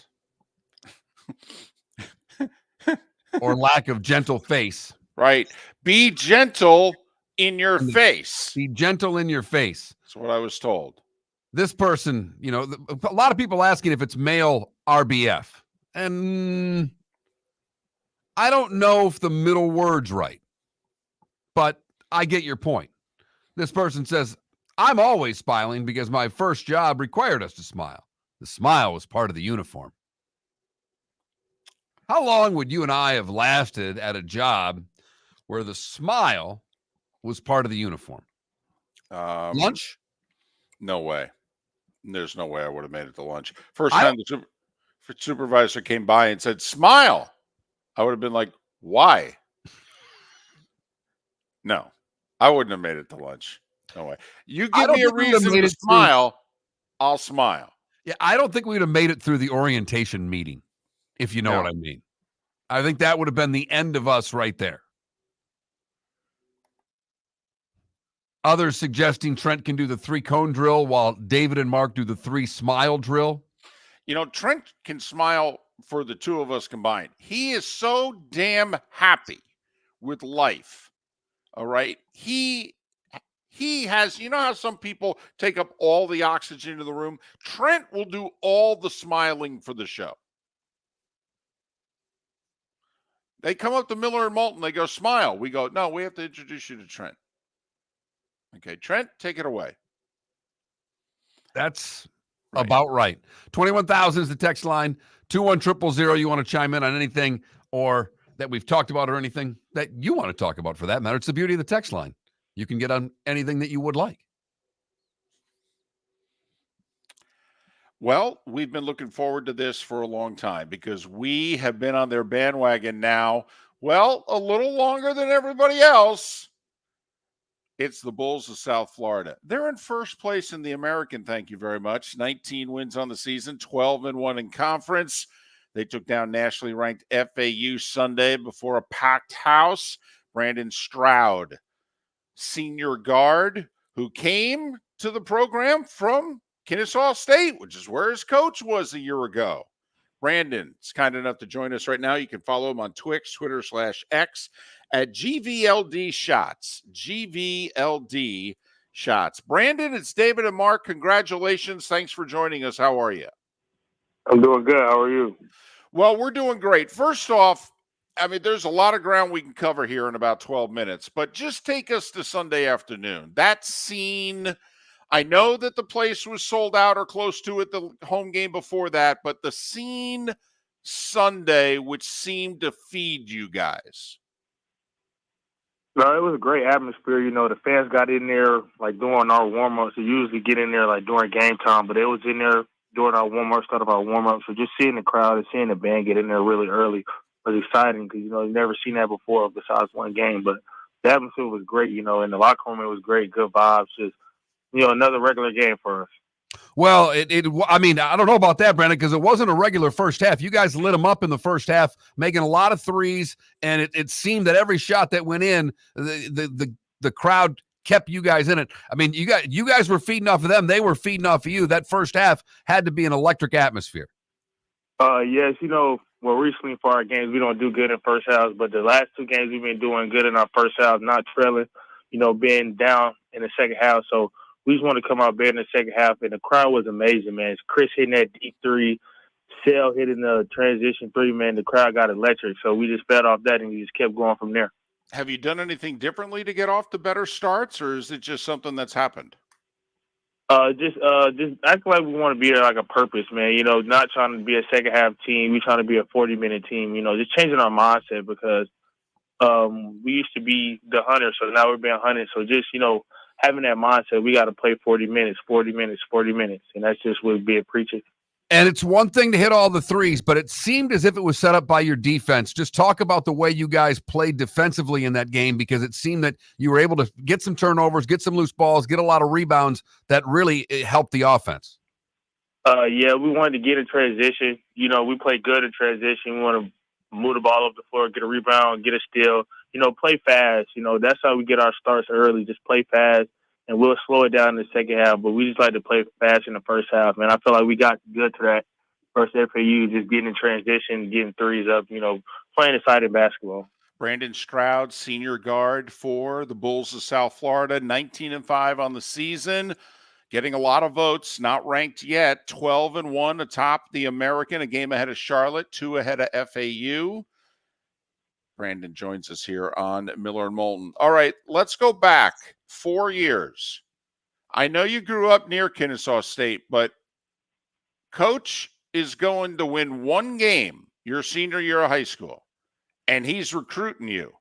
Why did you follow him to Kennesaw State, first off, and then now you followed him to Tampa? What is it about a coach, Amir Abdul-Rahim, in which you said, yeah, I like to play for this guy? Coach Amir creates real relationships, man. It's not just about basketball. He wants to be a better man, person, just everything around, man. That's just what I wanted, you know, just being away from my family. I needed a, let me not say a father figure, but like a figure that could help me throughout life, and he's been there for me ever since. So I would never trade up on that guy, man. He's a great guy. What is it that he does that's different than other coaches you were around? I mean, obviously, AAU ball, high school ball, you've played around a lot of guys. What is it that makes him special? He he's just like my other college coaches. I mean, other like my high school coach. You know, you come too easy to talk to. You know, he pushes me in another way that I can't see. So he has a vision for me. You know, even though I might not have a vision for myself, he has that vision. You know, he can see it, and he just pushes me. Like, it's never a day he doesn't hold me accountable. You know what I'm saying? So it was just a great way to learn, to keep going throughout Kennesaw and just listening to him, you know. Brandon, we're pretty familiar with the A-Sun, and we know that Kennesaw hadn't done much of anything. And then you guys go and win the darn thing. All right. And now South Florida, 30 years, one tournament appearance. And now here you guys are in first place in the conference. I mean, how many of your teammates were turning to you early in the season or even during workouts in which you're like, I'm telling you, okay, we win with this guy. Just believe in coach. We win.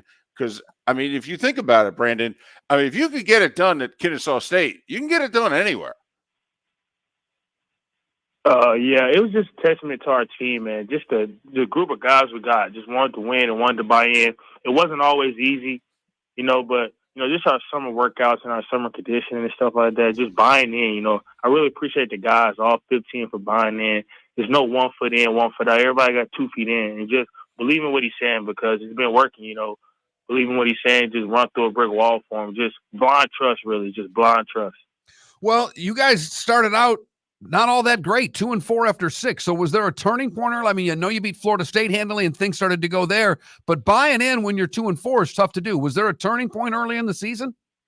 No, you got to stay with it, man. You win some, you lose some, but just we didn't splinter. You know, after everybody said we were gonna be a bust 2-4, but just credit to the guys, man, for staying together and not splintering, man. We could have went left, but everybody put their head down and kept working and kept working and kept working. So it's just been a great year for us. You said you started out as the Hunters, and now in the last couple of weeks, you've become the Hunted. Is it a different feeling? Do you see it differently from the teams that's playing you? Is it different going from the Hunters to the Hunted? For sure, man. You know, being at a different level, it is. You know, people playing hard. You know, at Kennesaw, we was doing good, so we was being hunted. But it's the same feeling at Kennesaw. I got that experience, so I know what it feels like. So I'm just trying to relay the message to the guys, man. We got a different target on our back. We got to have a different level of focus, connection, you know, just throughout the whole game of 40 minutes, and especially practicing and take one day at a time. How are you able to take the practice from the game? Because you've mentioned practice almost in every answer and talk about the work ethic. How are you guys able to take what you're doing during the week and translate it to the games? Man, practice like the game, man. I'm not gonna lie to you. So like we practice so hard, like the game just, no, I wouldn't say easy, but familiar. So like we just practice so hard, man. And then we got a group of guys, 15 guys that want to practice and want to be there for each other. The game you see, we out there flowing, passing the ball. Like the game is just familiar with us because we practice like the game. You know, coach keep us grounded and keep us humble and saying we got to practice hard, and practice is the game. So that's really what it be. Brandon, how does it feel to be a part of this again? I mean, you changed things at Kennesaw State, and now you're changing things at South Florida. You're a big part of that. You know, starter in both places, big minutes, key role. How does it feel to be a part of changing two athletic departments? It feels good, you know. Appreciate God for giving me this opportunity to do this. But I wouldn't be able to do it without Coach Amir and the guys he recruited, especially at Kennesaw. We had a good group. I appreciate all them boys. And just following Amir, man, his plan, man. He's a visionary.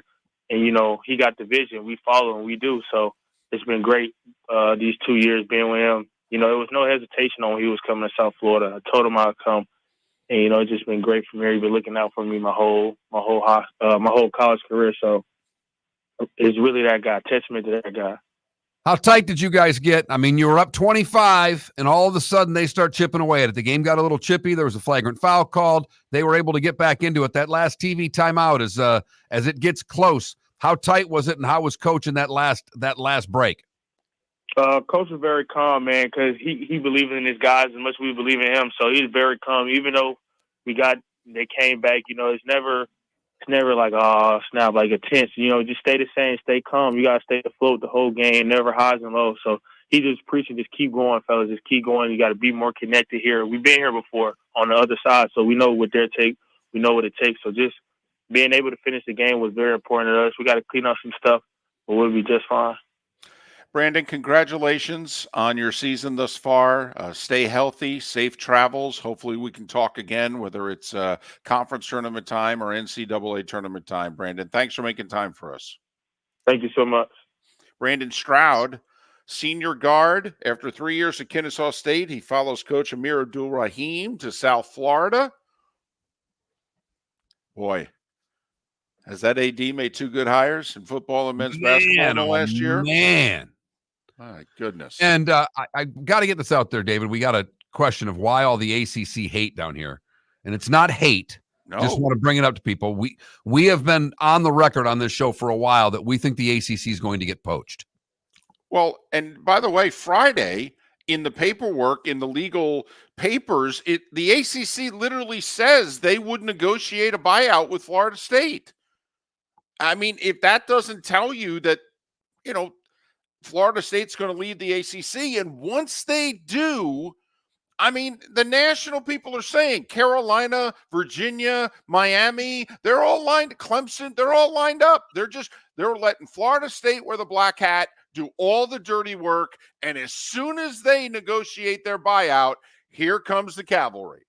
So what we are saying, and the back end of this is that we think when these teams leave that the ACC will do what the Big 12 did and try to survive somehow, some way. And we think South Florida is a school that's ripe for the picking to go to the ACC. That's all. Just wanted to give a little backstory because we've been doing this a lot and we're a little flippant at times when we say it. So if you're jumping into the show and you don't listen to every minute, every day, just kind of wanted to give you a little backstory of why we have had a little sarcasm with the ACC. Right. And believe me, we're not anti-ACC, but once this happened to the Big 12, we said, well, this is probably going to happen to the ACC. And then we're like, well, okay, where would they go for schools? Like they just grabbed Stanford, Cal, and SMU. And we have said forever, Mark's son went to East Carolina. Okay. And I think South Florida will literally be at the top of the list. If schools start to leave the ACC, I literally think the first school they will call will be South Florida. And I think about the third school they're called is going to be East Carolina. So that's all. We're just talking about self-preservation for a conference if we're right about the implosion that we see coming and not in the not too distant future. Believe me, we hate it. We don't want it.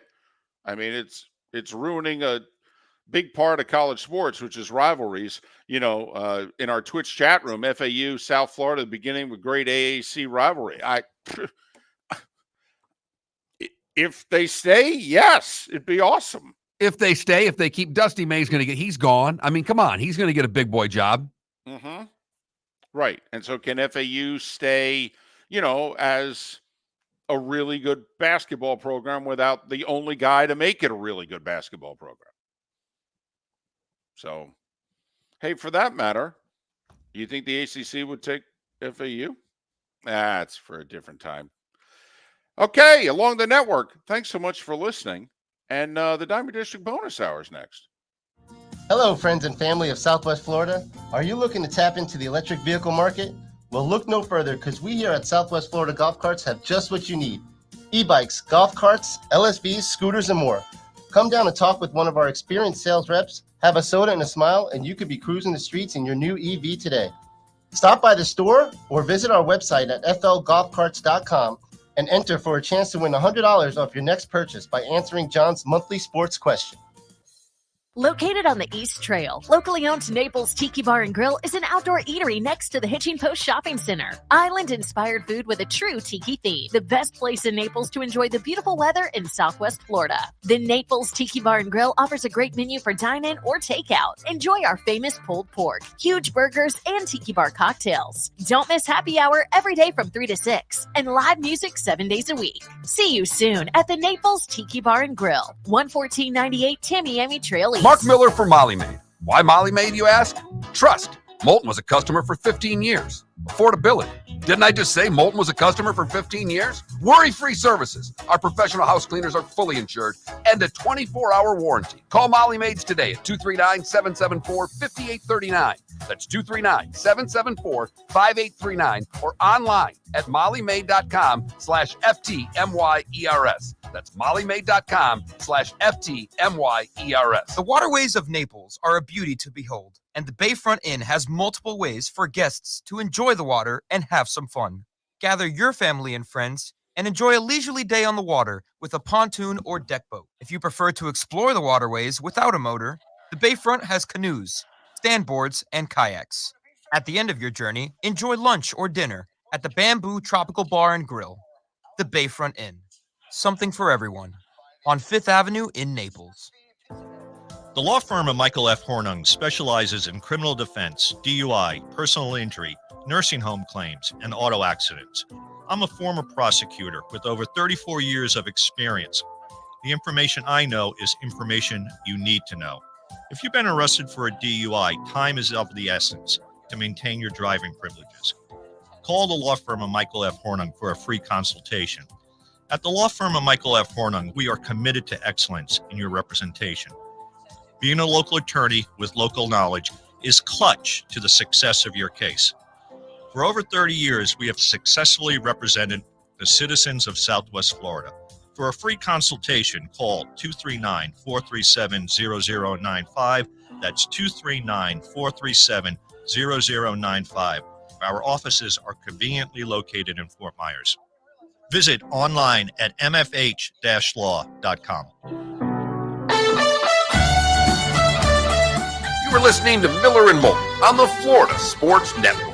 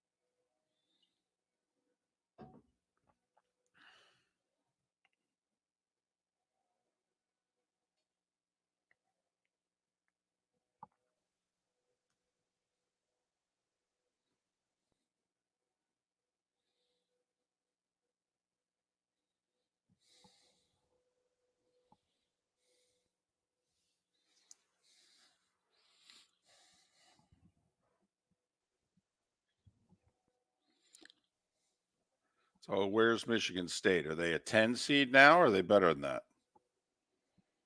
I've seen him as high as a 7. Wow. Lenardi had him as a 7 before Michigan. So after that win, I mean, I think they're firmly in unless they break down here. Shelby's got him as an 8. 8 is what I've seen the most of, but I've seen as high as 7. And Jerry Palm, I think, had him as a 9. He's a clown, but Why is he a clown? because he hates Sparty. And you know what? Honestly, with that kind of job, you're never going to be 100% right. So if you hate a team or don't like a team, you might as well just not even try to hide it. He's a Purdue guy, so he hates Michigan State. He loves Purdue. hates Indiana, hates Michigan. It's very evident in he's got a track record. Trust me on this. Okay. I'm Mark Miller, and I hate your favorite team.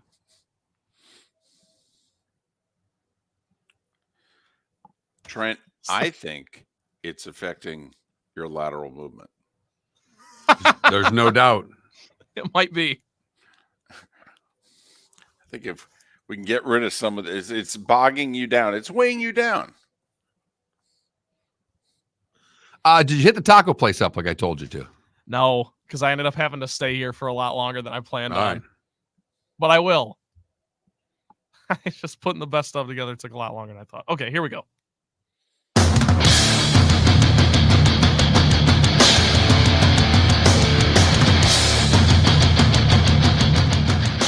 You are listening to Miller and Moulton, exclusively on the Florida Sports Network.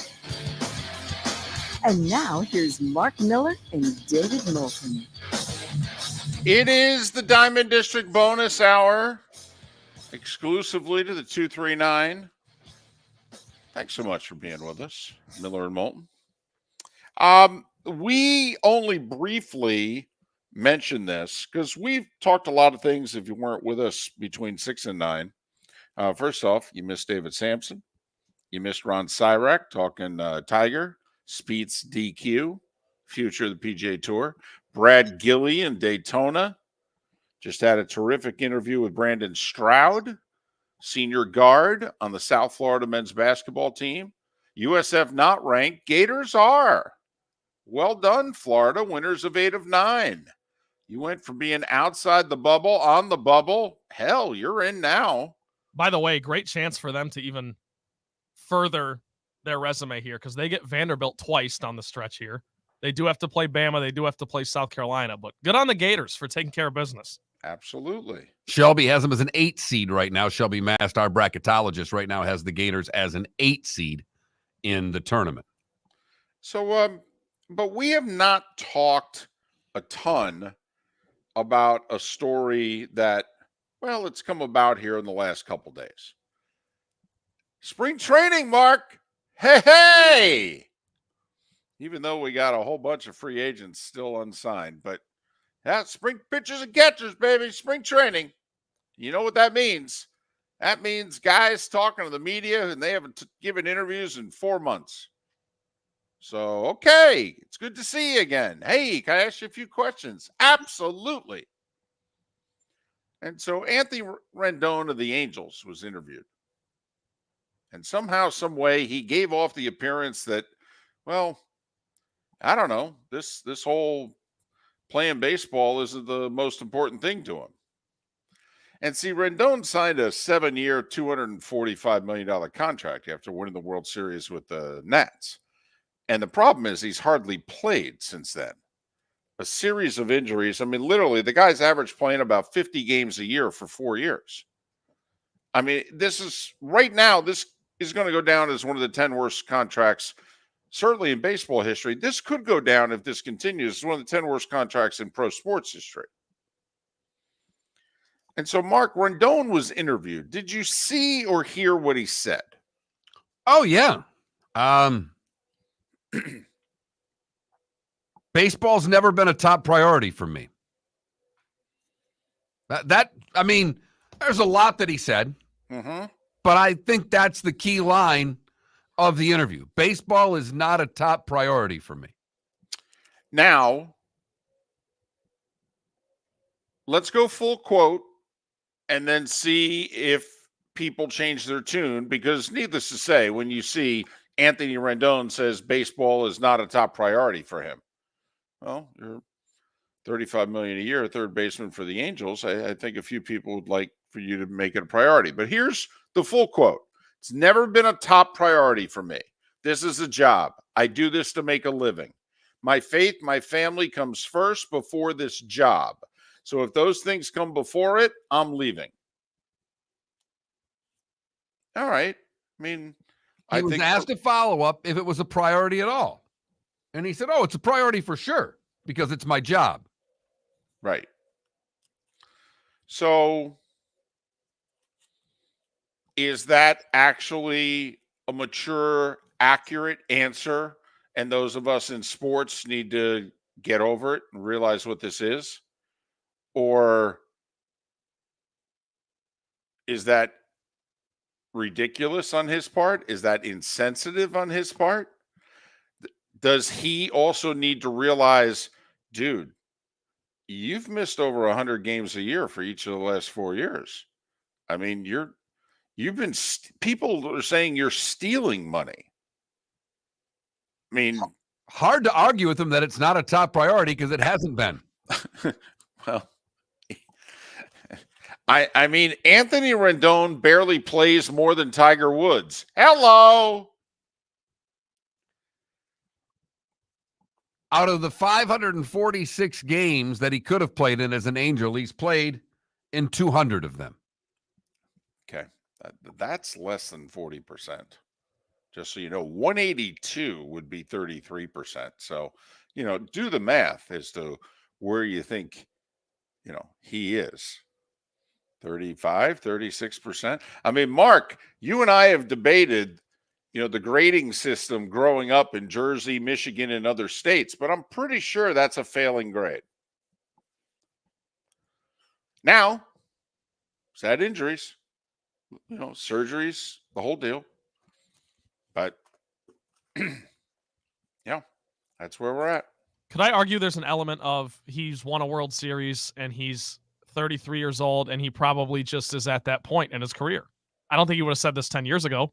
Well, if you read That's the the interview, interesting part. That's actually it's a great stab at trying to save him. But the fact of the matter is, he's felt this way since he was 24, basically. and he brings up something that, Pat Kerwin has brought this up with a couple of prospects. Like Pat Kerwin said this about Josh Rosen to us before the draft. Pat had a chance to sit down with Josh Rosen for about 15 minutes before the draft.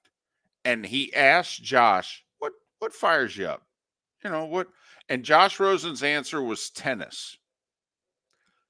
And Pat Kerwin, okay. When the interview was over, Pat said, I would never draft this guy. Because there are some athletes out there who just don't have the hunger to play the sport. They play it because they're really good at it and they can make a lot of money at it, but they don't live it. It's, it's a job. I mean, didn't we get that feeling about Jay Cutler? Whether it was true or not. No, you're right. Isn't that the attitude that Jay gave off? He's like, I'm good at this and that's why I do it, but I don't know. Can we go to Cabo? You know what Jay wasn't? Gentle in the face. No, he was not. He was not gentle in the face. Neither was Jeff George. Okay. Jeff George, Jay Cutler. My wife, if you're just joining us, told me that I need to be, quote, more gentle in the face. Apparently my looks are harsh. They're unsettling. So I need to be more gentle in the face. So that could be a recurring theme on the show. Miller and Moulton occasionally not gentle in their face. So you're right, Mark. And I will say Anthony Rendon, when answering these questions, did not come off as gentle in the face. Or anywhere else for that matter. So what do you do though? I mean, come on, Mark. Listen, what we do, we have a passion for. We've done it as our prominent job our whole careers. But there's other things that we've done. Okay, but we have a passion for this. And believe me, we could have made a lot more money doing other things. I mean, we've tried to talk Trent out of this. Leave. Get a real job. Make real money. He's got a passion for this. This is what he wants to do.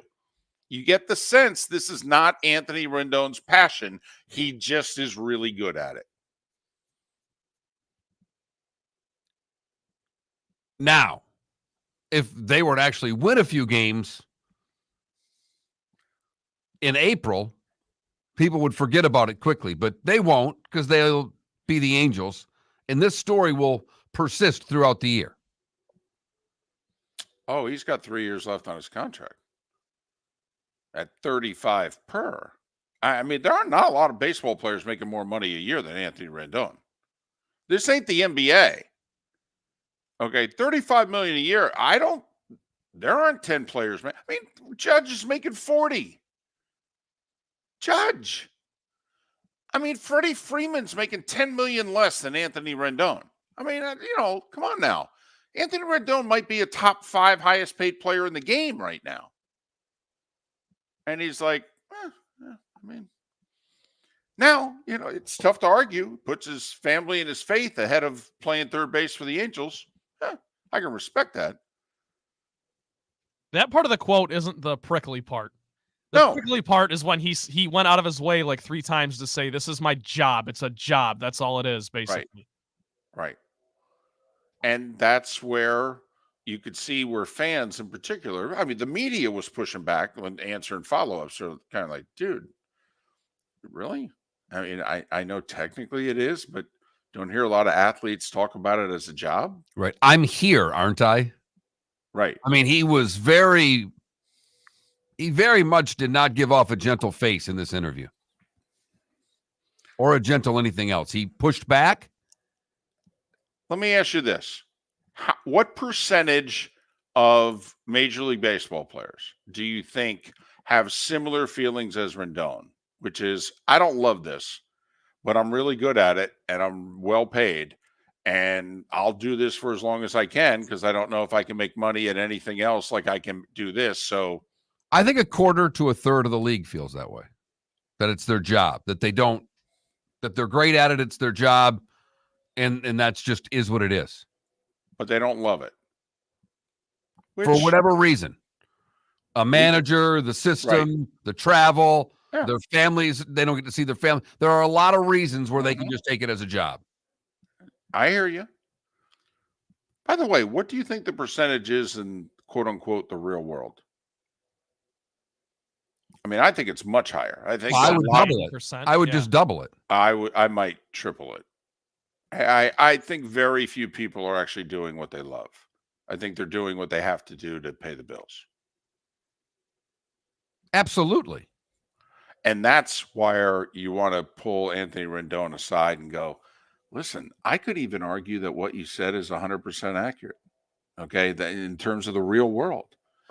But I mean, dude, do you know what the real world's going through? And should lead to some great comments when he's in the on-deck circle on the road. Or at home, for that matter. I mean, if he's not playing well, he'll get it worse at home than he will on the road. Yep. That is a great point. And I'll be interested to see if any other athletes step forward and say something in the coming days, weeks, leading up to maybe not just baseball players, but football. I actually think more athletes will defend him than criticize him. Yeah, I agree. Really? Yeah, I do. I don't know about criticizing him. Maybe you're right in that statement. More will defend him than criticize him, but a lot more run to the microphone and say how much they love the sport that they play without bringing Rendon into the conversation. I love this game. I love this guy. Mark Miller for Molly Maid. Why Molly Maid, you ask? Trust. Moulton was a customer for 15 years. Affordability. Didn't I just say Moulton was a customer for 15 years? Worry-free services. Our professional house cleaners are fully insured and a 24-hour warranty. Call Molly Maids today at 239-774-5839. That's 239-774-5839 or online at mollymaid.com/FTMYERS. That's mollymaid.com/FTMYERS. Hello, friends and family of Southwest Florida. Are you looking to tap into the electric vehicle market? Well, look no further because we here at Southwest Florida Golf Carts have just what you need. E-bikes, golf carts, LSVs, scooters, and more. Come down and talk with one of our experienced sales reps, have a soda and a smile, and you could be cruising the streets in your new EV today. Stop by the store or visit our website at flgolfcarts.com and enter for a chance to win $100 off your next purchase by answering John's monthly sports question. The law firm of Michael F. Hornung specializes in criminal defense, DUI, personal injury, nursing home claims, and auto accidents. I'm a former prosecutor with over 34 years of experience. The information I know is information you need to know. If you've been arrested for a DUI, time is of the essence to maintain your driving privileges. Call the law firm of Michael F. Hornung for a free consultation. At the law firm of Michael F. Hornung, we are committed to excellence in your representation. Being a local attorney with local knowledge is clutch to the success of your case. For over 30 years, we have successfully represented the citizens of Southwest Florida. For a free consultation, call 239-437-0095. That's 239-437-0095. Our offices are conveniently located in Fort Myers. Visit online at mfh-law.com. You are listening to Miller and Moulton on the Florida Sports Network.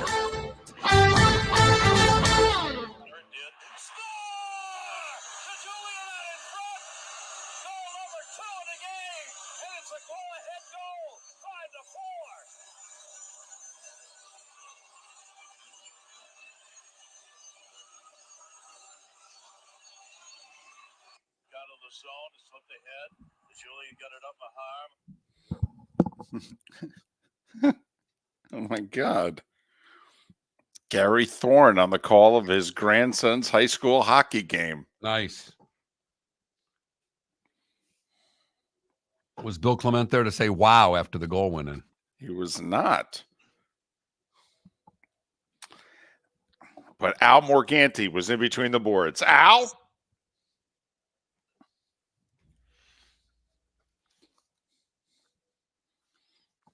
No doubt, RCB. No doubt. Let's hope he can keep him. And I actually think their best chance of keeping him is joining the ACC. Yep.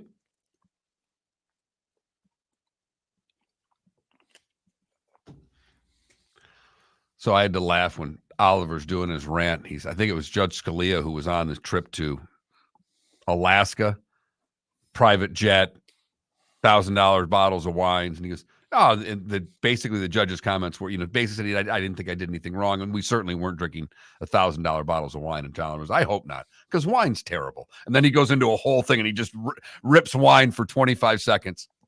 We have to do words like complex to say something tastes. That's just a nice word for confusing. And he's just butchered wine. It was funnier than hell. That was his first show of the season. Writer strike. Yeah, I was going to say, I haven't heard much from him. Yeah, everybody else had been back. Okay.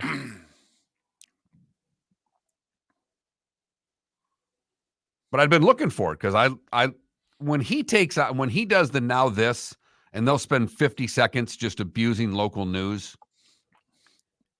I just get he did now this, and I forgot it might have been a South Carolina Senator, David, you remember, but I mean, he always brings up Groundhog's Day and he's got the C-SPANs, and he's got little groundhogs popping on the screen every time the guy mentions ground. I don't care what side you're on. Funny is funny. And let me tell you, we could use a lot more funny. Yeah.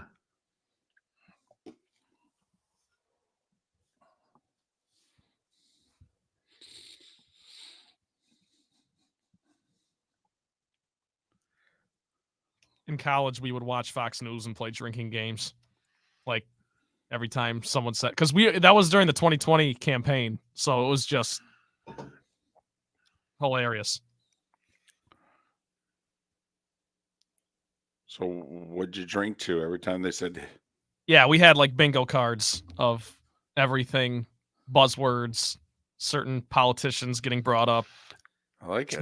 Joel, I've never watched a whole show. I have seen a boatload of clips of it on TikTok. My Letterkenny experience is all via TikTok. And it's pretty funny. Very, very, very sophomoric humor, but still funny. I've never seen a second of it. Didn't even know what you were talking about when you brought it up. It's a Canadian sitcom. Gotcha. Where can you get it? That I couldn't tell you.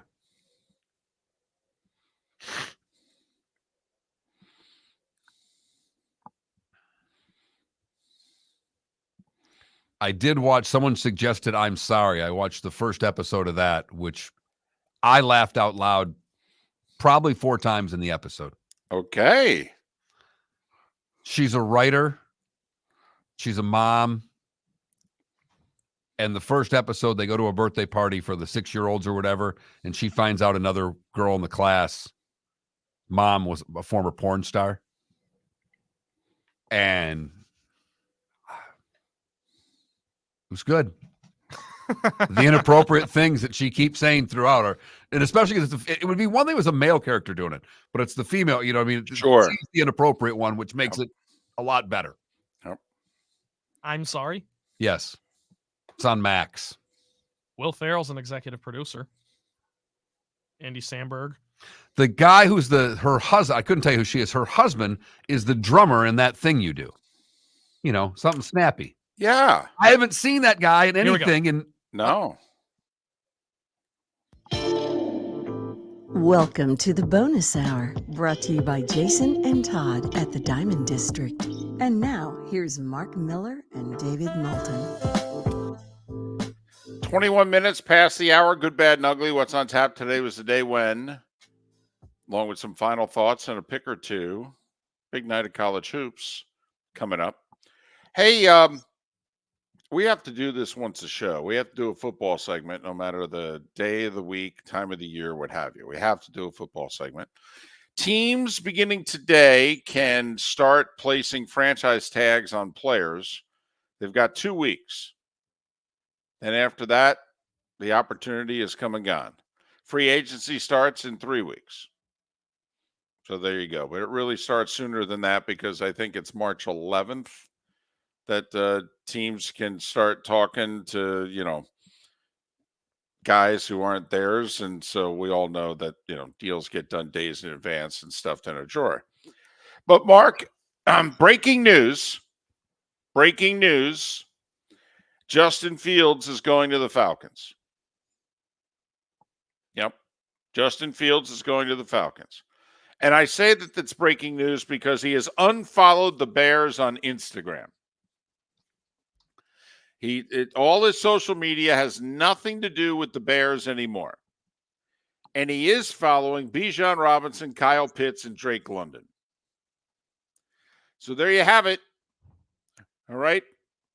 Justin Fields to the Falcons. It's a done deal. I don't know. I'm following the evidence. You're playing the social media game. Reading the tea leaf. You're playing right into what they want you to play into. Which can be dangerous. Well, here's what we do know, and it's partly why we're going to have Pat Kerwin on the show tomorrow. The real reason we're going to have Pat Kerwin on the show tomorrow is he couldn't do today. And I said, well, hey, then we'll just talk to you on Friday. And originally he said, okay. And 2 days goes by, and then he literally calls me and he goes, no, man, there's a lot to talk about. I'm coming on Wednesday. So he we're beside going to talk about himself that tomorrow. Off? He didn't know. Don't bring it up. We don't tell Pat when we take days off. Okay, I won't. We don't take Fridays off generally. We don't take Mondays or Tuesdays off just for that reason. Right. Don't start getting us in trouble. Now the only chance we have is that the guys at the Cart Barn at West Bay will inform him if he plays any golf. Right. Don't out us, okay? Let's keep the secret. So apparently at the Senior Bowl, you know, Pat's favorite place on earth, Mobile. Right. Apparently quite a few teams were coming up to the Bears going, so what do you want for Fields? And reportedly the Bears were actually pleasantly surprised at A, how many teams wanted him, and B, what they apparently are willing to give up for him.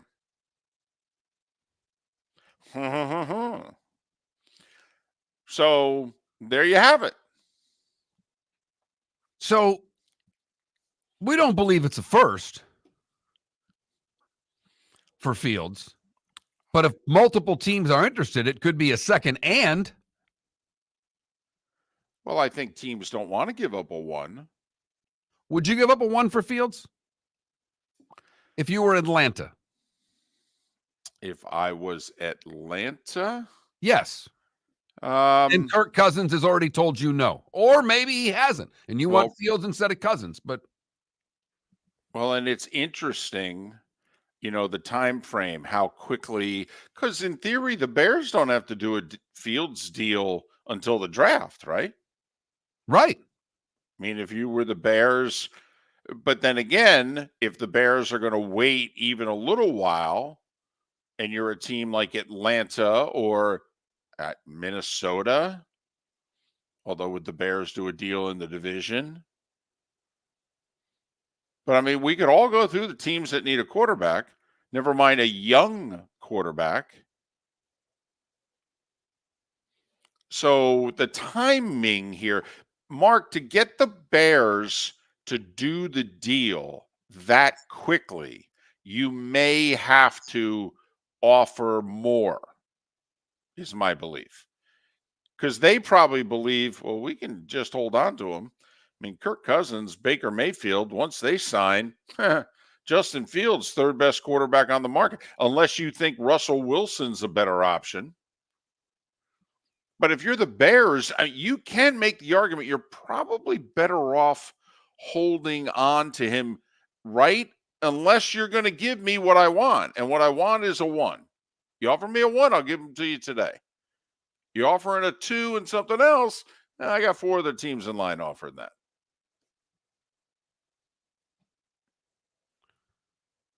Yeah, I think you're right. I don't think he's worth a 1, however. I would not trade a 1 for him. But I might do a 2 this year and a 3 next year. Would you do 2 2s? I'd really like to stay away from that. Okay. Now, this would be my argument back to you. You obviously think he's going to be your franchise quarterback, right? That's why you're trading for him. Well, you mean to tell me your franchise quarterback's not worth 2 second-round picks? But I don't know if he's I'm hoping. Well, but I mean, if you're trading a 1, you think he's your franchise quarterback. If you're trading a 2, you don't think he's your franchise quarterback. You're acquiring a guy. Okay, but first off, why acquire him if you don't think he's your franchise quarterback? If you know what I mean. I don't mean who's playing quarterback for the Atlanta Falcons. Well, I'm not trying to be a jerk here, but I know that I have nothing. When I have absolutely nothing at the position, I have to, as you and I have talked about for over a decade, you keep bringing a guy in and see if you got the right guy. Yes, I believe so. But, Justin Fields is 3 years in. Brian Urlacher said something the other day that I thought was pretty smart. He was being interviewed about Justin Fields, and he simply said, if you don't know the answer after 3 years, then the answer is no. I mean, 3 years in, you should know. About anybody, never mind a quarterback. You should know. And so Urlacher was basically saying, if you're asking the question, the answer is no. Then the answer is, then if the Bears are trading him, then the answer is no. Because you haven't seen him over those 3 years. So you as another team can't really make a decision based on what you've seen in the games he's played. You've not been around practice. You've not been in the room. You don't know. You can find out a lot of these things. But then the answer is ultimately no. So no one should trade for him based on what Urlacher's saying. Well, that's not necessarily true because the Falcons are picking 8th. I'm sure they don't want to give up the 8th pick of the draft for Justin Fields. But if you deep down feel if we got Justin Fields, he's a franchise quarterback. We don't have to worry about a quarterback for 7, 8, 10 years. Well, then you wouldn't give up a first-round pick for that guy? Hell, you'd give up multiple first-round picks for that guy. So here, Minnesota at 11. I'm sure, Denver at 12, by the way. I mean, they got to decide here pretty soon. What are they going to do with Russ? Now, I don't think Sean Payton wants any part of Justin Fields, but the Raiders at 13. Who's their quarterback again? Aiden O'Connell. Yeah, okay. Seattle, by the way, at 16. You married to Gino? You know, Pittsburgh at 20. well, now there's been a lot of talk out there that there's basically a civil war going on inside the Steelers about the quarterback position. Just saying. What do you think it will? Do you think they'll get a 1 for Fields?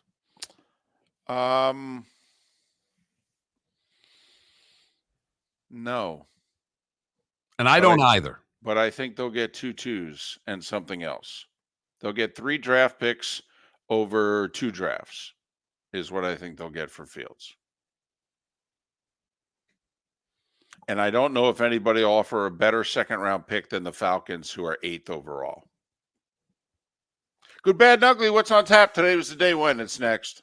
Visit Jason and Todd at the Diamond District. Hi, I'm Jason. And I'm Todd with the Diamond District. I believe in complete transparency. If you're shopping for diamonds in Naples, you're paying too much. If you're shopping in the Cape or Fort Myers, you also won't see the selection you deserve to have.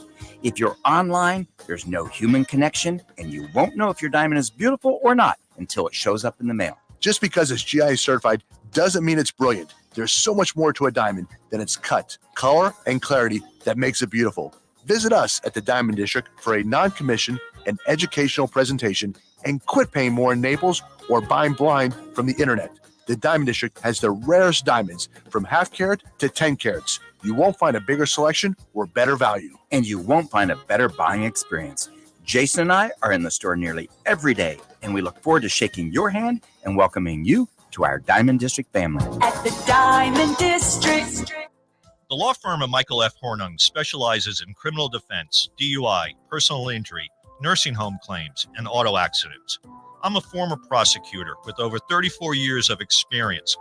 The information I know is information you need to know. If you've been arrested for a DUI, time is of the essence to maintain your driving privileges. Call the law firm of Michael F. Hornung for a free consultation. At the law firm of Michael F. Hornung, we are committed to excellence in your representation. Being a local attorney with local knowledge is clutch to the success of your case. For over 30 years, we have successfully represented the citizens of Southwest Florida. For a free consultation, call 239-437-0095. That's 239-437-0095.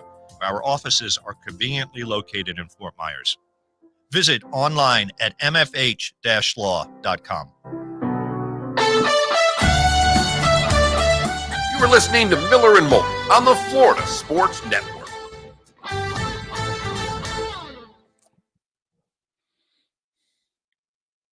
Yeah, Mark, it's one of those. She started as an actress.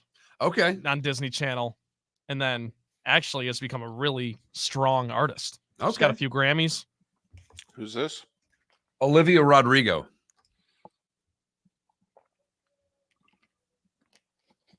New to the scene, though. She's only been making music like 2-3 years. Happens to be her birthday today, and she had a picture when I go on, on this day.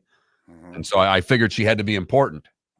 And I had no clue. I mean, I'd heard the name, but she could have walked up to me and said, "What's my name?" And I'd say, "I don't know." So it's like the intro to the Grammys, and they have all the people on the red carpet, and you sit there and you go, "Who's that? Who's that? Who's that?" That is correct. I really want Kirk Cousins to play somewhere that's not Minnesota. Yeah, me too. For a few reasons. Apparently, the Steelers are not interested, not willing to pay the freight. I just want to see him go somewhere else because of the way Minnesota handled it. Well, I'd like to start rooting for him again. Sparty. Can't root for him in the division. Got to get him out of the North. Right. It's always been my problem, too.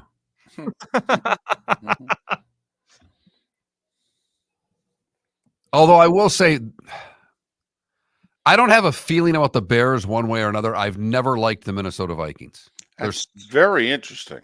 Something childhood I did not like. I mean, they were, when I was, some of my first football memories are of them being good and just pounding the Lions, and that might be part of my non-Lions fandom. Was it the name, the Purple People Yeah, Eaters? I think so. That do it, maybe? Yeah, for me, they're last on that totem pole, but it's just kind of by default. Obviously, I hate the Packers. And the Bears is just one of those things. I grew up on the west side of Michigan. So you got a lot of Bears fans that have to a decent amount, right? You know, Man, when his kids are wearing those Packers gear, running around the house, that's going to be amazing. Dad, can we go to Lambeau again this summer? No. You take them, honey. I'll be here.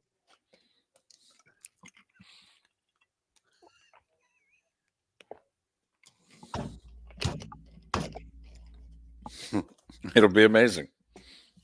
It'll be absolutely amazing. I'd empty a credit card for it. I really would. In fact, I'd much rather see you marry a Packers fan than Kirk Cousins play anywhere else. He can be a Viking for life, as far as I'm concerned. Just to see your old man surrounded by all Packers fans at the wedding, it would just kill him. He'd be more disgusted than I would. Having to pay for that rehearsal dinner. That's right. With cheese curds. Yep. Tell him I'll help him with the toast.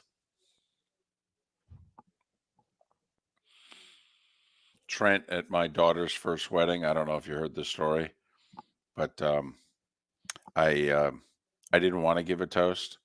I let the drunken soon-to-be father-in-law, and he went on for about 7-8 minutes. And then he was like, come on, get up here, say a few words. And my wife said, keep it short. And so I went up, grabbed the microphone, and said, it's great. And see you. Hope you have a good time and all that. And just like to say, he's going to make a great first husband.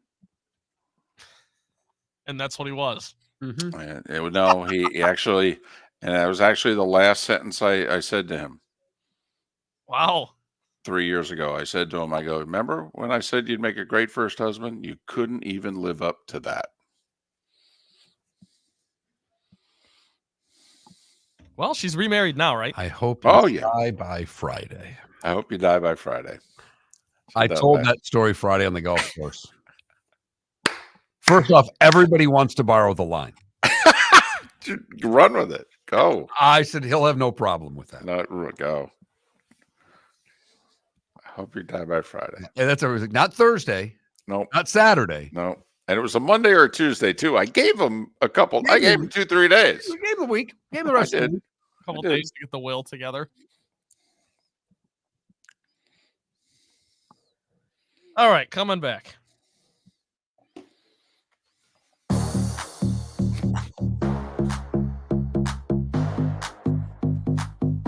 Welcome to the bonus hour, brought to you by Jason and Todd at the Diamond District. And now, here's Mark Miller and David Moulton. We apologize. We failed you today. No poll question today. And it's a shame, too, because we really should have taken the Anthony Rendon quotes and done something with it to gauge, how much you love whatever it is that you do. Yes. So we may do that tomorrow. We might. Yeah. I probably will, because it's a hell of a job for us to come up with a poll question. And since David just came up with a pretty good idea, I don't want to waste it. So somebody write it down, though, because otherwise we're going to forget it. That's true. That's true. And besides, our audience is not surprised that Miller and Moulton are a day or two late and $1 or $2 short. So, not going to hold it against us. So, listen, people sent me, I had 3 people send me the same story, which originates in the 239. And they said, is this going to be the bad or the ugly? No. If it's the same story someone sent me, I'm not going there. Okay, then that's what I said. I said, that's no. The idea. Okay. Look at the idea in this good, bad, and ugly thing is to try to get you to laugh. Right. At the ridiculousness of what someone has done, you will find humor in. Right. The story, if it's the one that was sent to me, there's nothing humorous about that. It's gross. Well, disgusting. That's kind of what I thought. But so I'm glad that, we know the each same other way well I enough. don't bring up today was a day when, why I don't go to big, horrible anniversaries. I leave those out. We don't need to be reminded of those things. Mark leaves that for me. I was gonna say David always comes in hot after that. Well, so and so was shot today. Mark, I can't believe you didn't mention back in '82 this mass shooting in Johnstown. It's time for someone to take back this segment, if for no other reason than to stop David from talking about Meghan and Harry. Here's Mark Miller with Today Was the Day When. We start in 1792. The U.S. Postal Service was created, David. Yeah! Happy 232nd birthday. I got your back. If you think about it, stamps are cheap. WOR begins radio transmissions today in 1922. 1959, Hendrix plays his first gig. He was fired because he was too wild on guitar. See, that's kind of like when they invited Imus to do the White House Correspondents' Dinner, and he took all this heat afterwards, and he looked at everybody and said, "Did you not know my act, my shtick? Why are you mad at me? You failed, not me." I mean, doesn't Hendrix look at them and go, you booked me, right? Well, he was in a band. The band kicked him out because he was too old. Gotcha. The first band he played in. But yes. Oh. John Glenn becomes the first American to orbit the Earth today in 1962. Espo scored his 50th today in 71, becoming the fastest to score 50 goals. A.J. Foyt wins the Daytona 500 today in 72. He did so by 2 laps. Maybe green-white checker's not a bad idea after all. Remember we used to have Dave Despain on, and we were talking about the ends of races, and he quoted, he's like, Richard Petty won a race by 6 laps one time. What's your guy's problem? Gordie Howe came out of retirement for $1 million to play with the Houston Aeros today in 1974. Cale Yarborough won the Daytona today in 77. Janet Guthrie would be the first woman to race. She finished 12th. And then he would win again in 83. It was the first time we had an in-car cam in 83 on CBS. Do you know who came up with that? I don't. Ken Squire, the broadcaster. It was his idea. And since Squire and Yarborough were tight, none of the drivers would agree to it. And he got Cale to agree to it. And Cale won, and Squire's on the call. And as he's pulling into victory lane, they're using the in-car camera, and Squire says, well, we've never seen this angle in victory lane before. Very cool. The Marlins opened their first spring training today in 1993. Jeff Gordon would win Daytona today in 2005. And 20-year-old Trevor Bayne became the youngest to win Daytona today in 2011. Ansel Adams, Gloria Vanderbilt, Cindy Portier, Bobby Unser, Jay Giles, Walter Becker, and Kurt Cobain all born today. Kurt Cobain would have been 57. Phil Esposito's 82. Charles Barkley's 61. Cindy Crawford's 58. Rihanna's 36. And Olivia Rodrigo's 21. Apparently, she's a big deal, David. Trent, tell everybody about Olivia Rodrigo. Started as a Disney star, then got into the music game. She won a few Grammys. She's pretty big right now. Well, that's why we brought you in, for your Happy lateral 21st. movement. Yeah. Hopefully that was lateral enough for you. Hey, Tara Lipinski. Oh, by the way, it was 26 years ago. Won the Olympic figure skating gold today. She was 15. Youngest to ever do so. 15. What do you do for the rest of your life? Exactly. But big day today in 85 in Ireland. Okay. You know, remember, the Catholic Church is a pretty big deal over in Ireland. I mean, you know, it's partly why we got this Northern Ireland thing, you know, the whole, right. Yeah.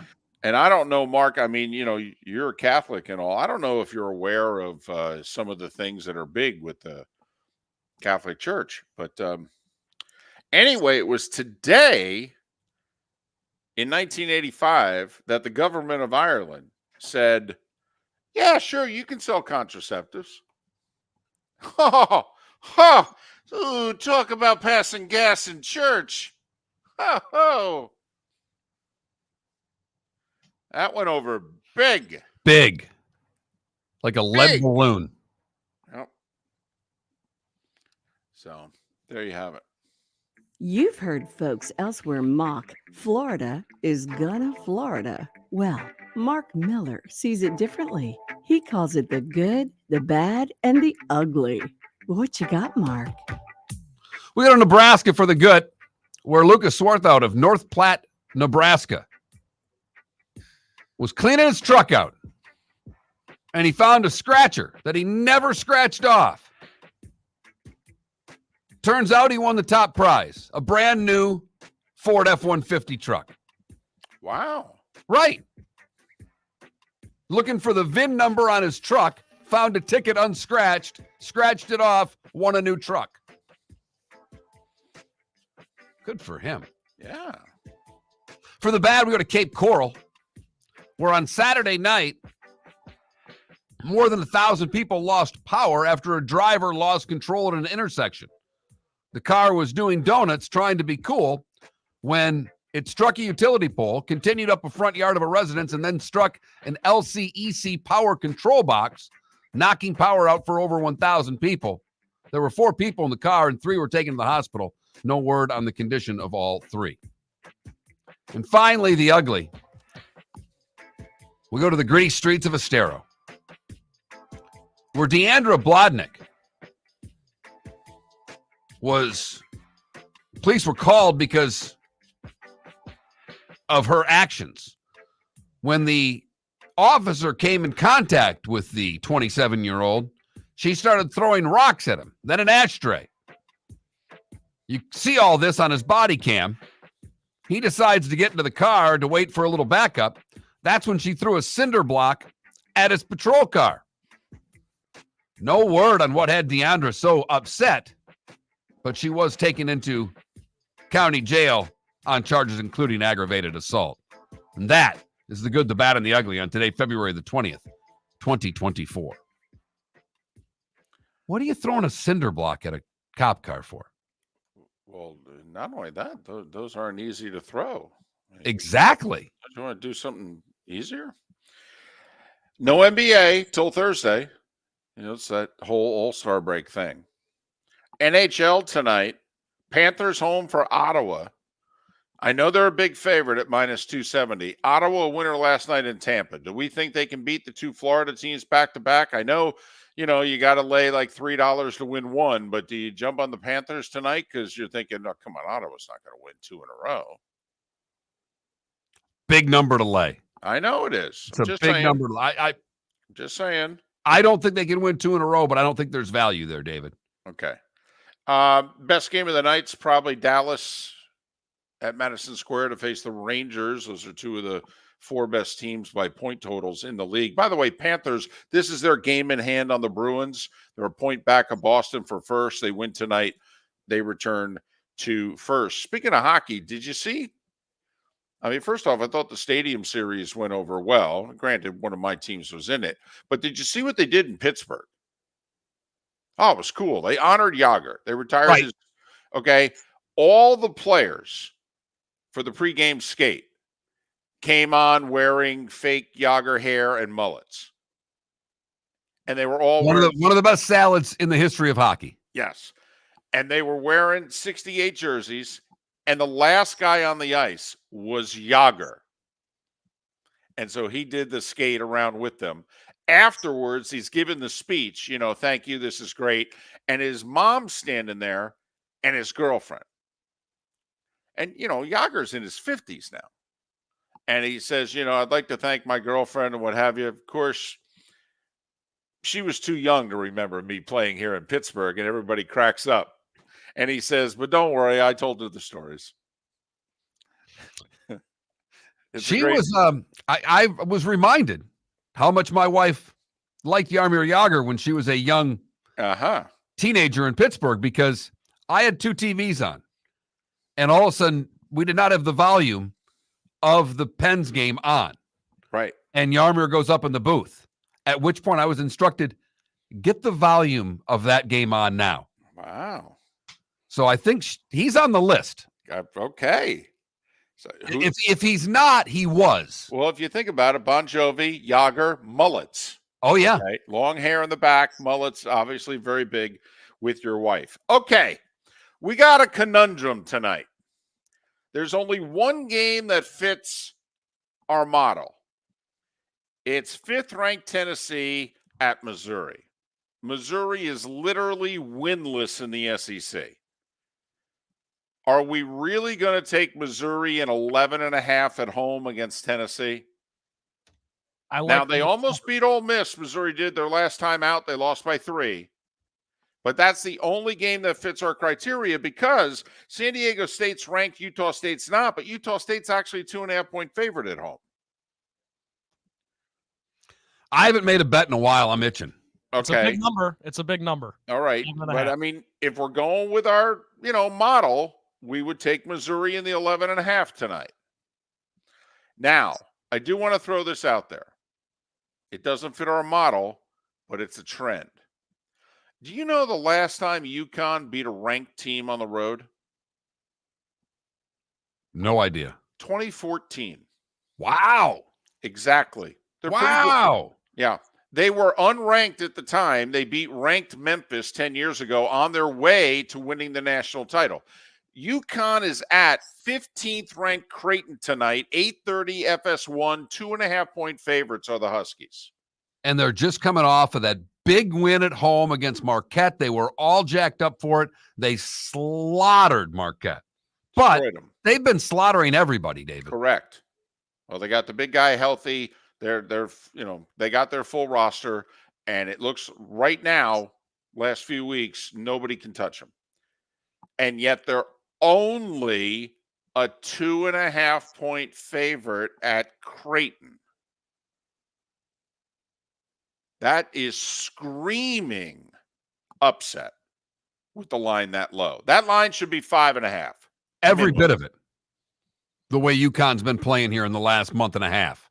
But that's Vegas and the big-time bettors knowing UConn doesn't beat ranked teams on the road. But is this team different? So I throw that out there. Tennessee fits the criteria. They're 11.5-point favorites at winless in the SEC. Missouri. And then do you take Creighton in the 2.5 and say to UConn, hey, beat a ranked team on the road for the first time in 10 years? That'll impress me. I'm just saying. And if you want to, ranked San Diego State's at unranked Utah State, but Utah State's home and a 2.5-point favorite. So, listen, I was awful last week. I'm not allowed to make the first bets of the week for us. Would you like Creighton more if we were getting 3.5? Well, sure. Is that what it is on Hard Rock? That's what it is. I'll tell you what, Creighton can shoot. Yes, they can. Stephen Ashworth, shout out. Here's my thing. I say we play all three.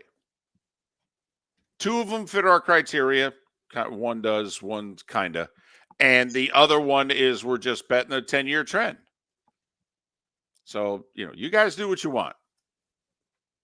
Time to make some bets. It's what we do when the show's over. We light up the Hard Rock app. It's like a Christmas tree. Pat Kerwin, Seth Everett on the show tomorrow. If you missed any of the show, you can download it at floridasportsnetwork.com. Located on the East Trail, locally owned Naples Tiki Bar and Grill is an outdoor eatery next to the Hitching Post Shopping Center. Island-inspired food with a true tiki theme. The best place in Naples to enjoy the beautiful weather in Southwest Florida. The Naples Tiki Bar and Grill offers a great menu for dine-in or takeout. Enjoy our famous pulled pork, huge burgers, and tiki bar cocktails. Don't miss happy hour every day from 3 to 6 and live music 7 days a week. See you soon at the Naples Tiki Bar and Grill, 11498 Tamiami Trail East. The law firm of Michael F. Hornung specializes in criminal defense, DUI, personal injury, nursing home claims, and auto accidents. I'm a former prosecutor with over 34 years of experience. The information I know is information you need to know. If you've been arrested for a DUI, time is of the essence to maintain your driving privileges. Call the law firm of Michael F. Hornung for a free consultation. At the law firm of Michael F. Hornung, we are committed to excellence in your representation. Being a local attorney with local knowledge is clutch to the success of your case. For over 30 years, we have successfully represented the citizens of Southwest Florida. For a free consultation, call 239-437-0095. That's 239-437-0095. Our offices are conveniently located in Fort Myers. Visit online at mfh-law.com. Visit Jason and Todd at the Diamond District. When choosing something of high value and personal significance, such as a diamond, you want to shop with the best. And the mall is not the place to be. Here are my friends, Jason and Todd with the Diamond District. Take a stroll in the mall, hop into a few jewelry stores, and you'll soon discover you're in the wrong place. Rings begin to look all alike. You're not finding GIA certified diamonds. You quickly realize you know more than a salesperson helping you, and all the same financing gets pushed on you. Visit Jason and me, and you'll find America's top bridal designers dealing exclusively with the Diamond District. You'll find the largest selection of GIA certified diamonds, all priced 8 to 10% over cost. You'll find educated sales consultants who have many years' experience and are not paid commissions. And you'll find Todd and me in the store nearly every day, wanting to shake your hand and welcome you to our Diamond District family. Visit Jason and Todd at the Diamond District. Mark Miller for Molly Maid. Why Molly Maid, you ask? Trust. Moulton was a customer for 15 years. Affordability. Didn't I just say Moulton was a customer for 15 years? Worry-free services. Our professional house cleaners are fully insured and a 24-hour warranty. Call Molly Maids today at 239-774-5839. That's 239-774-5839 or online at mollymaid.com/FTMYERS. That's mollymaid.com/FTMYERS. You were listening to Miller and Moulton on the Florida Sports Network. We could end the stream if you want. Oh, yeah.